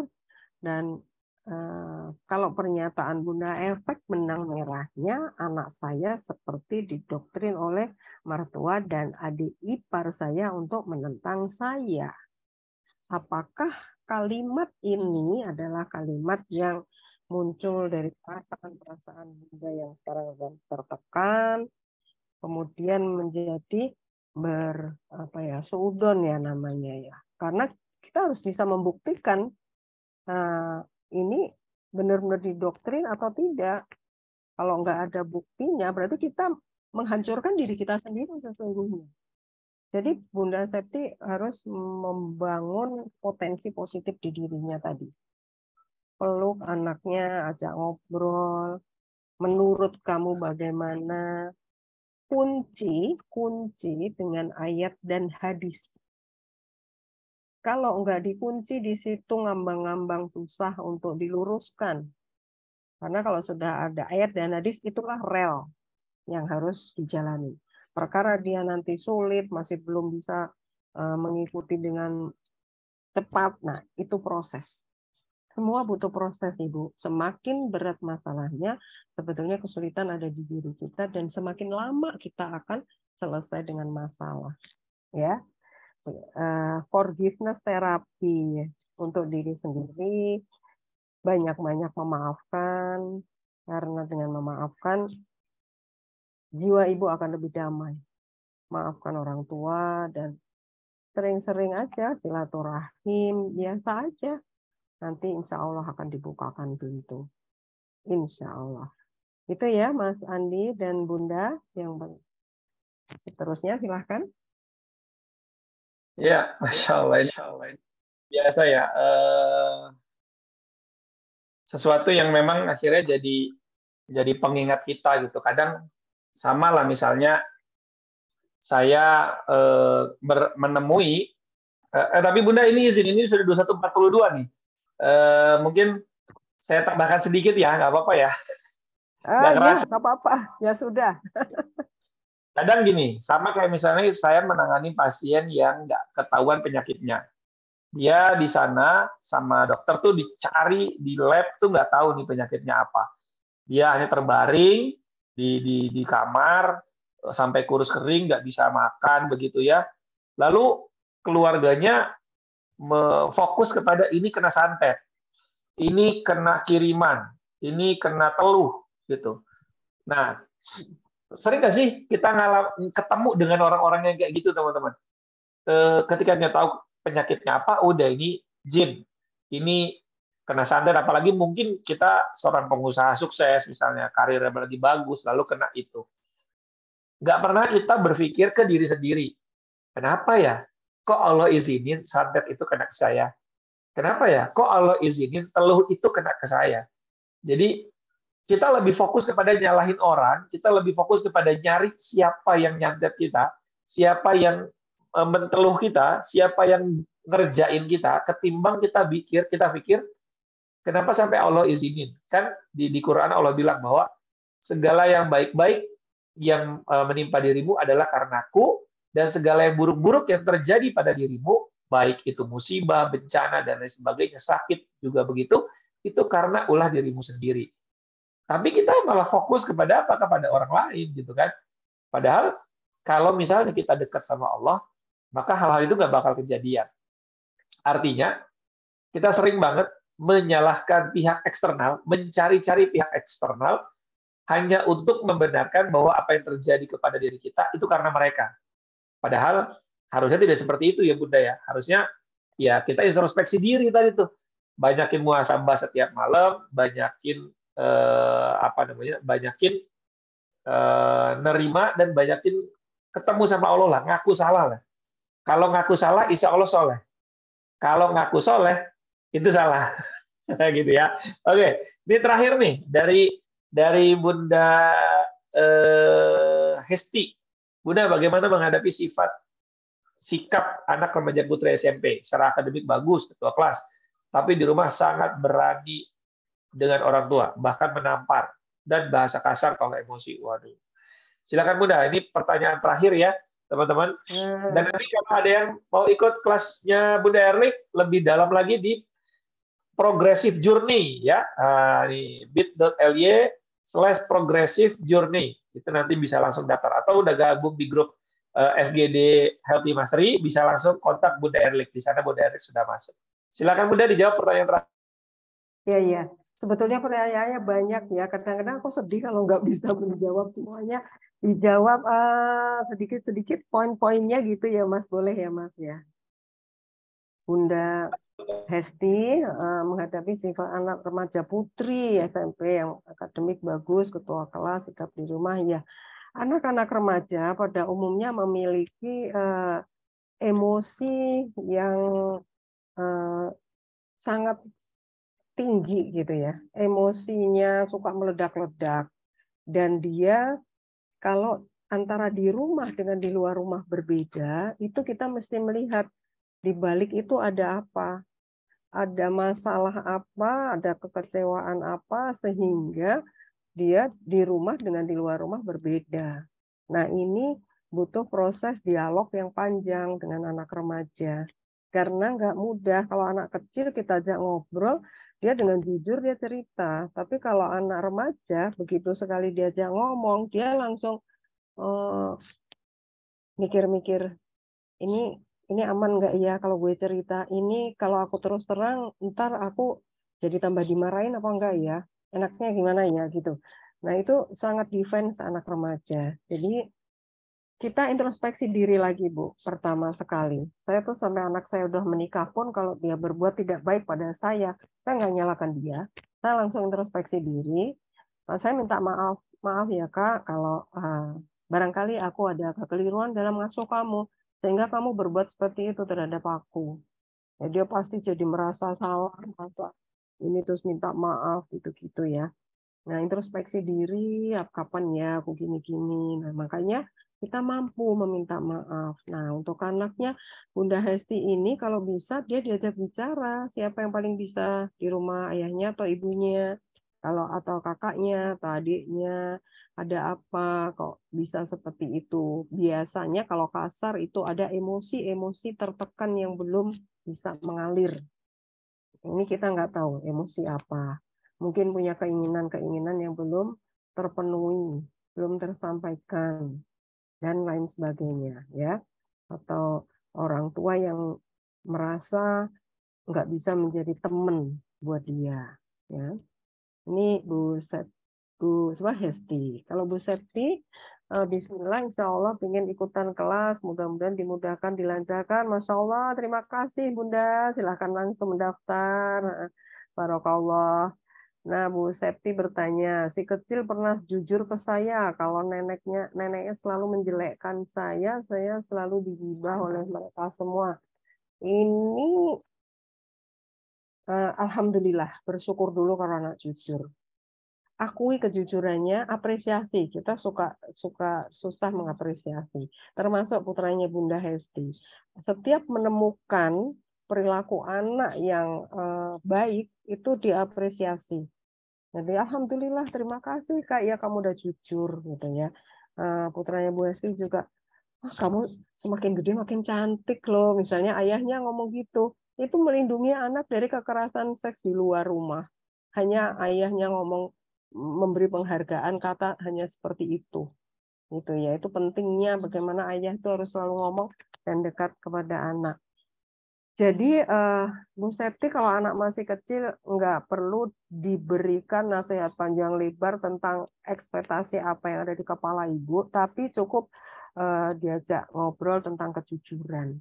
Jadi tentang hal-hal yang baik atau tidak baik. Kalau nenek ngomong gitu, baik nggak ya, Dik? Kalau nggak baik, adik ngomongnya harus gimana? Gitu-gitu aja. Gitu. Terus boleh nggak dilakukan juga oleh adik, oleh bunda, gitu ya? Karena Allah mencatat semua kebaikan dan kejelekan kita, gitu ya. Kemudian mudah-mudahan menjawab Bunda Septi, Bunda Nurul, Bu Erli kalau tiba-tiba merasa otak atau pikiran buntu atau berat sehingga susah untuk buat berpikir. Ini kayaknya kita sepakat nih Mas Andi kalau istighfar dulu kali ya. Kalau buntu berat itu, saya biasanya langsung wudhu, ambil Quran, saya baca.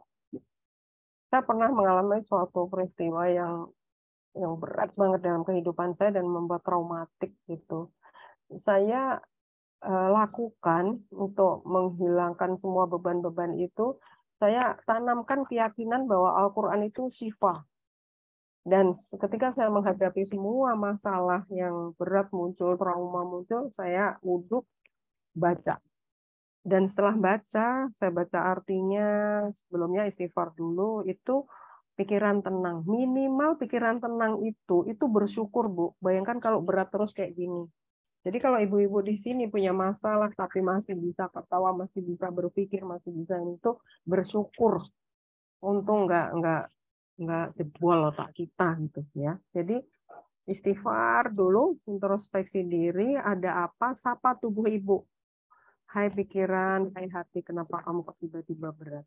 Tadi ya, bercermin pada hati, bertanya pada hati. Ya, Ibu. Semoga membantu Bu Nurul. Selanjutnya, ikut kelas saya itu akan lebih lega nanti mengurai semua permasalahan ibu dan akan mengetahui penyebabnya di masa lalu atau inner child. Kak Saira, Masya Allah saya banyak introspeksi diri terlebih dahulu, lalu ajak suami perlahan saling bersinergi. Jazakumullahu khairan kasiro, Ustadz, Bunda Erli, dan seluruh terlibat. Semoga bermanfaat, tidak hanya bagi saya, tapi untuk banyak orang.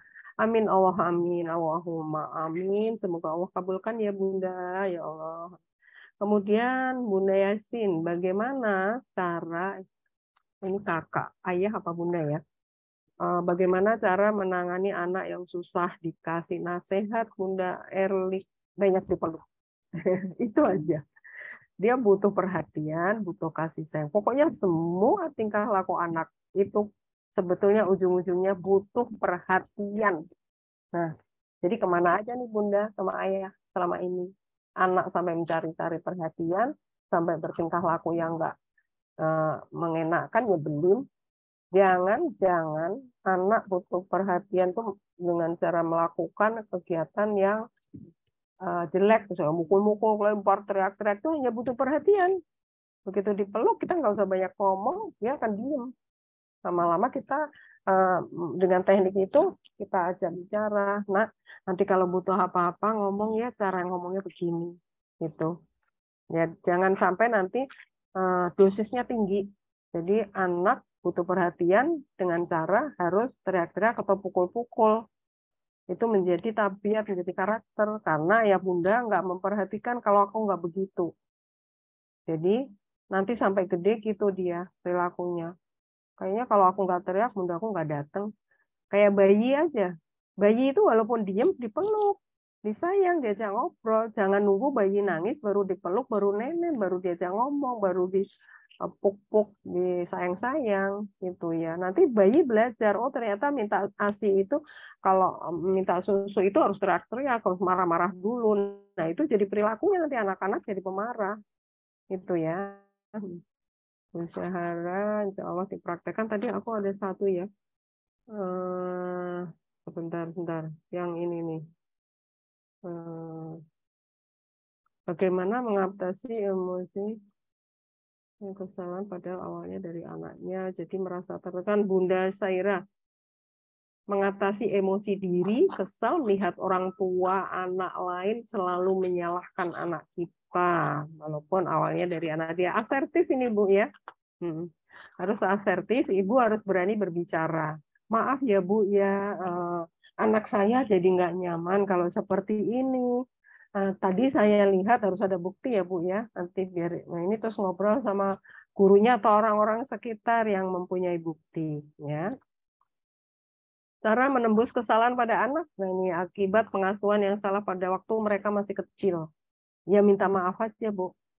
Minta maaf, sering diperhatikan, sering dipeluk, dan ajak ngobrol. Karena anak yang udah besar itu harusnya sudah bisa berpikir. Saya suka ngomong begitu, Allah kasih kamu otak, Allah kasih kamu kepintaran, itu untuk berpikir.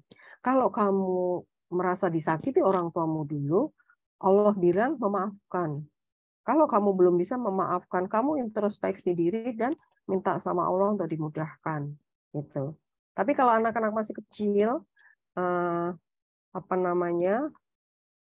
dipeluk aja, dan otak anak itu seperti plastisin, masih mudah berubah. Kalau kita kemarin-kemarin sudah melakukan kesalahan, kekerasan pada anak, nah itu nanti dengan kebaikan-kebaikan kita, otak itu masih bisa berproses kembali, tumbuh kembali, menghilangkan yang jelek dan menumbuhkan kebaikan ya sebelum menjadi karakter. Oke. Cukup. Nih Bapak masih ada 5, udah aku serahkan Mas Andi. Nanti ini aja, kalau teman-teman masih banyak yang ingin konsul langsung dengan Bunda Erlik, saya sarankan teman-teman langsung japri beliau dengan bergabung di grup FGD Healthy Series ya. FGD Healthy Series, di sana Bunda Erlik sudah ada. Nanti teman-teman bisa bergabung di situ supaya apa yang mungkin teman-teman kurang malam hari ini pastinya akan kurang memang ya, karena luar biasa nih materinya dalam sekali, tentu tidak akan selesai dalam satu malam ini, tapi saya harap teman-teman kita bisa menjalin diskusi, komunikasi, dan lain-lain. Silakan, ini saya sudah kirim di grup, di kolom chat ya, chat box,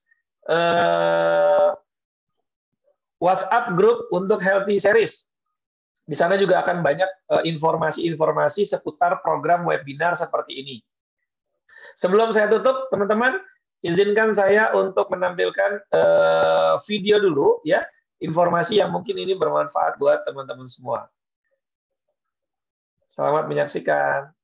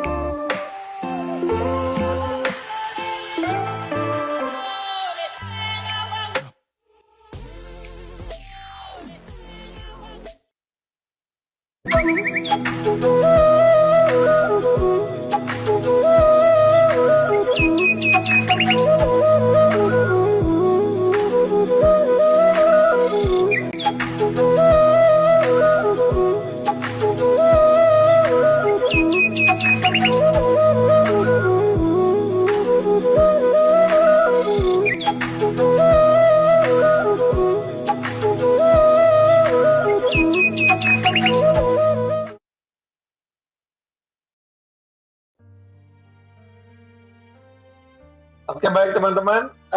Jadi insya Allah di bulan Ramadan ini, ya, dari Padepokan Sehat Cinta Dakwah kita akan menghadirkan pesantren sehat Ramadan, ya, di mana ini adalah sebuah terapi intensif untuk meraih kesembuhan di Ramadan. Jadi buat ayah bunda, sahabat sehat yang hari ini mungkin sedang mengalami penyakit yang belum kunjung sembuh, bisa ikuti pengobatan intensif, ya.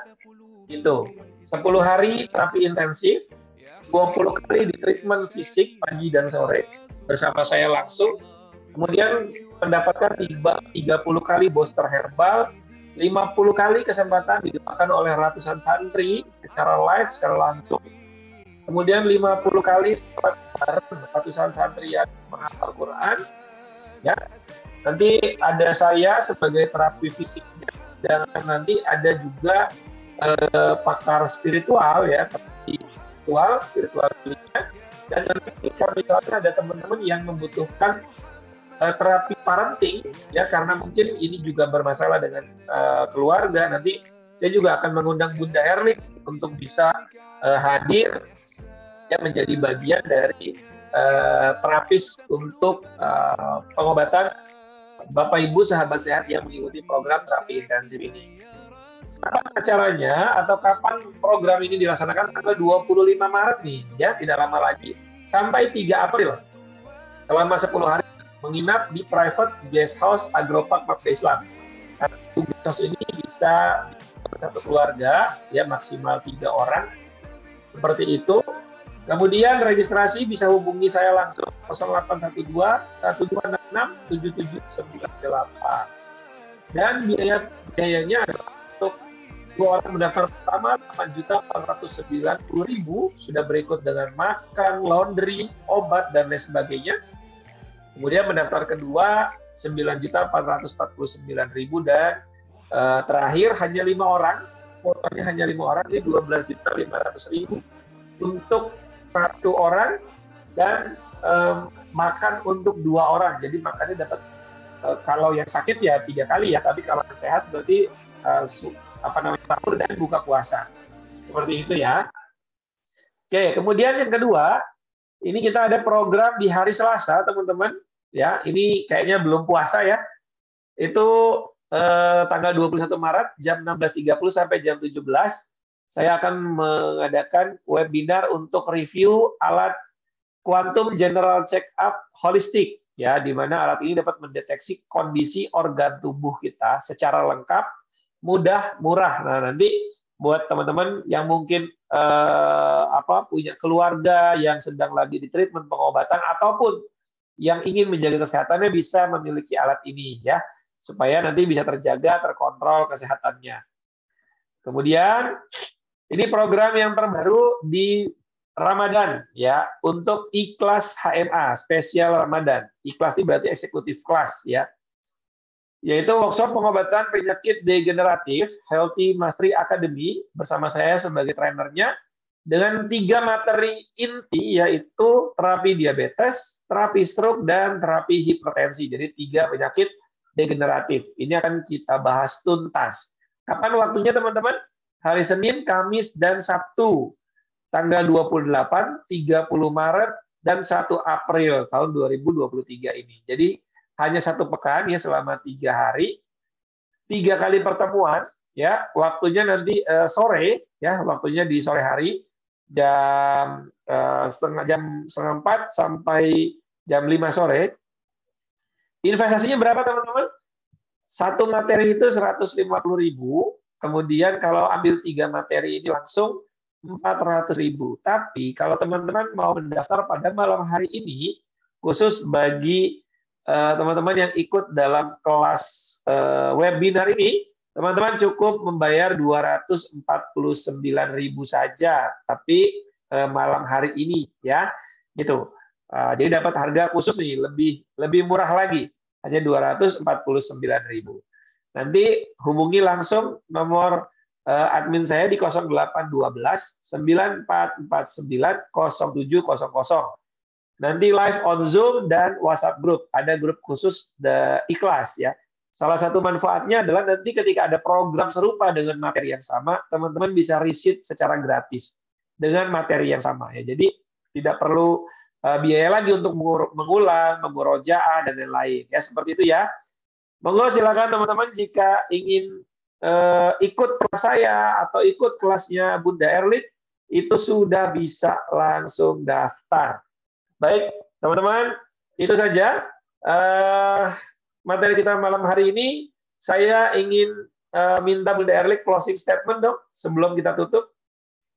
Iya, Masya Allah, program-program luar biasa ini harus disambut. Ini sehat jiwa dan raga, insya Allah ya Mas Andi ya.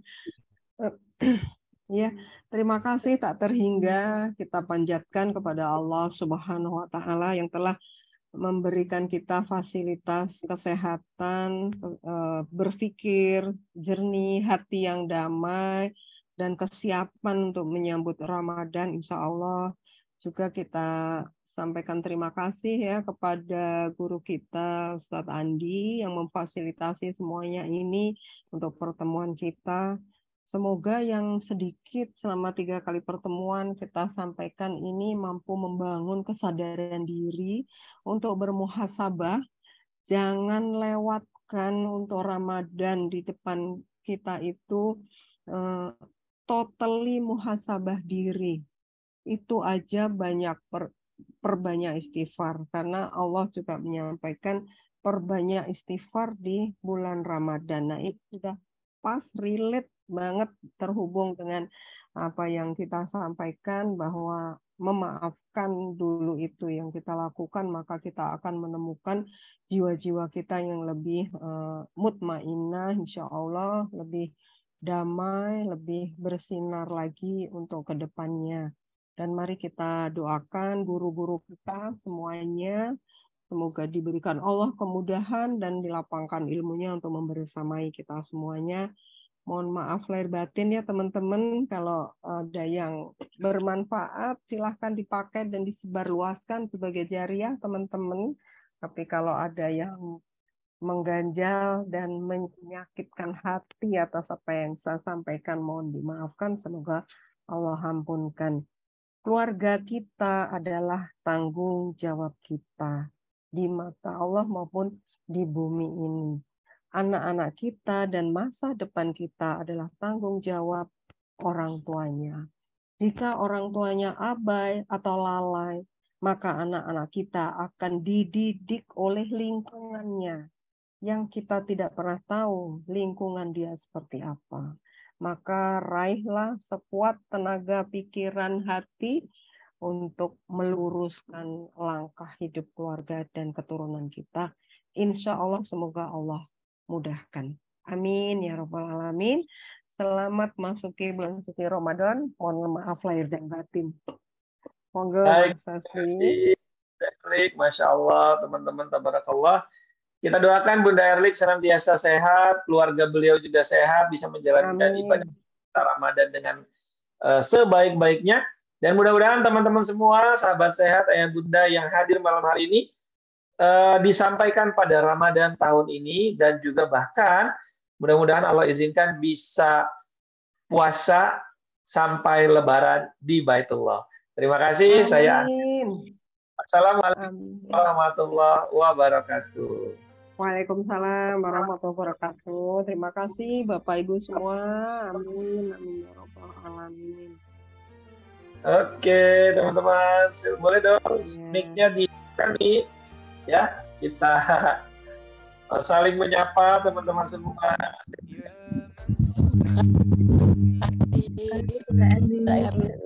Terima kasih. Sama-sama Bunda Hesti, Bunda Sunartin, Bunda Nurul, sama-sama terima kasih. Kuat-kuatkan diri ya, kuatkan diri untuk Sehat selalu anak-anak. Bunda Eli. Amin, amin Bu Hesti. Ya Allah, Nanti aku saya prihatin. nyambung ya Bun. Iya. Ya, silahkan Bun. Terima kasih Bunda Eli. Assalamualaikum. Yuk, waalaikumsalam. Saira, suaranya kan kemana nih? Oke, rasanya pengen memeluk bunda-bunda yang, aduh, dapat masalah ya. Saya suka, ya Allah. Mari Mas Andi, saya izin live dulu. Bapak Ibu semuanya, Pak Wahyu Sunaryani. Open cam ini Pak Wahyu sampai malam. Terima kasih. Ini yang mematung pakai foto berjam-jam betah juga ya, tak kira orang ternyata foto. Canda ya. Oke, nggak pamit-pamit jadinya. Assalamualaikum semuanya. Sampai ketemu insya Allah di lain waktu.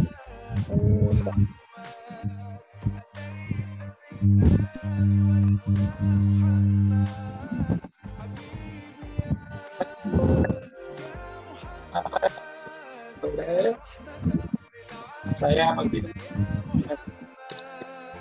live grup ya, live Zoom ya. Live grup ya. Karena ada informasi menarik yang saya share tentang webinar kita. Mudah-mudahan ini jadi solusi buat kakak-kakak semua ya. Seperti itu. Oke.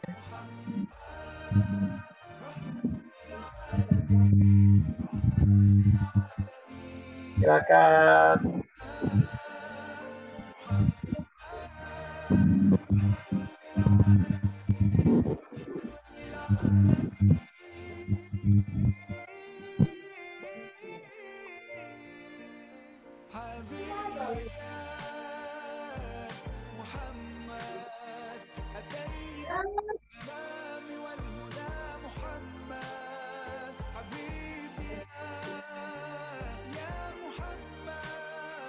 Oke, silakan. Jadi saya akhirnya ya Zoom-nya. Assalamualaikum.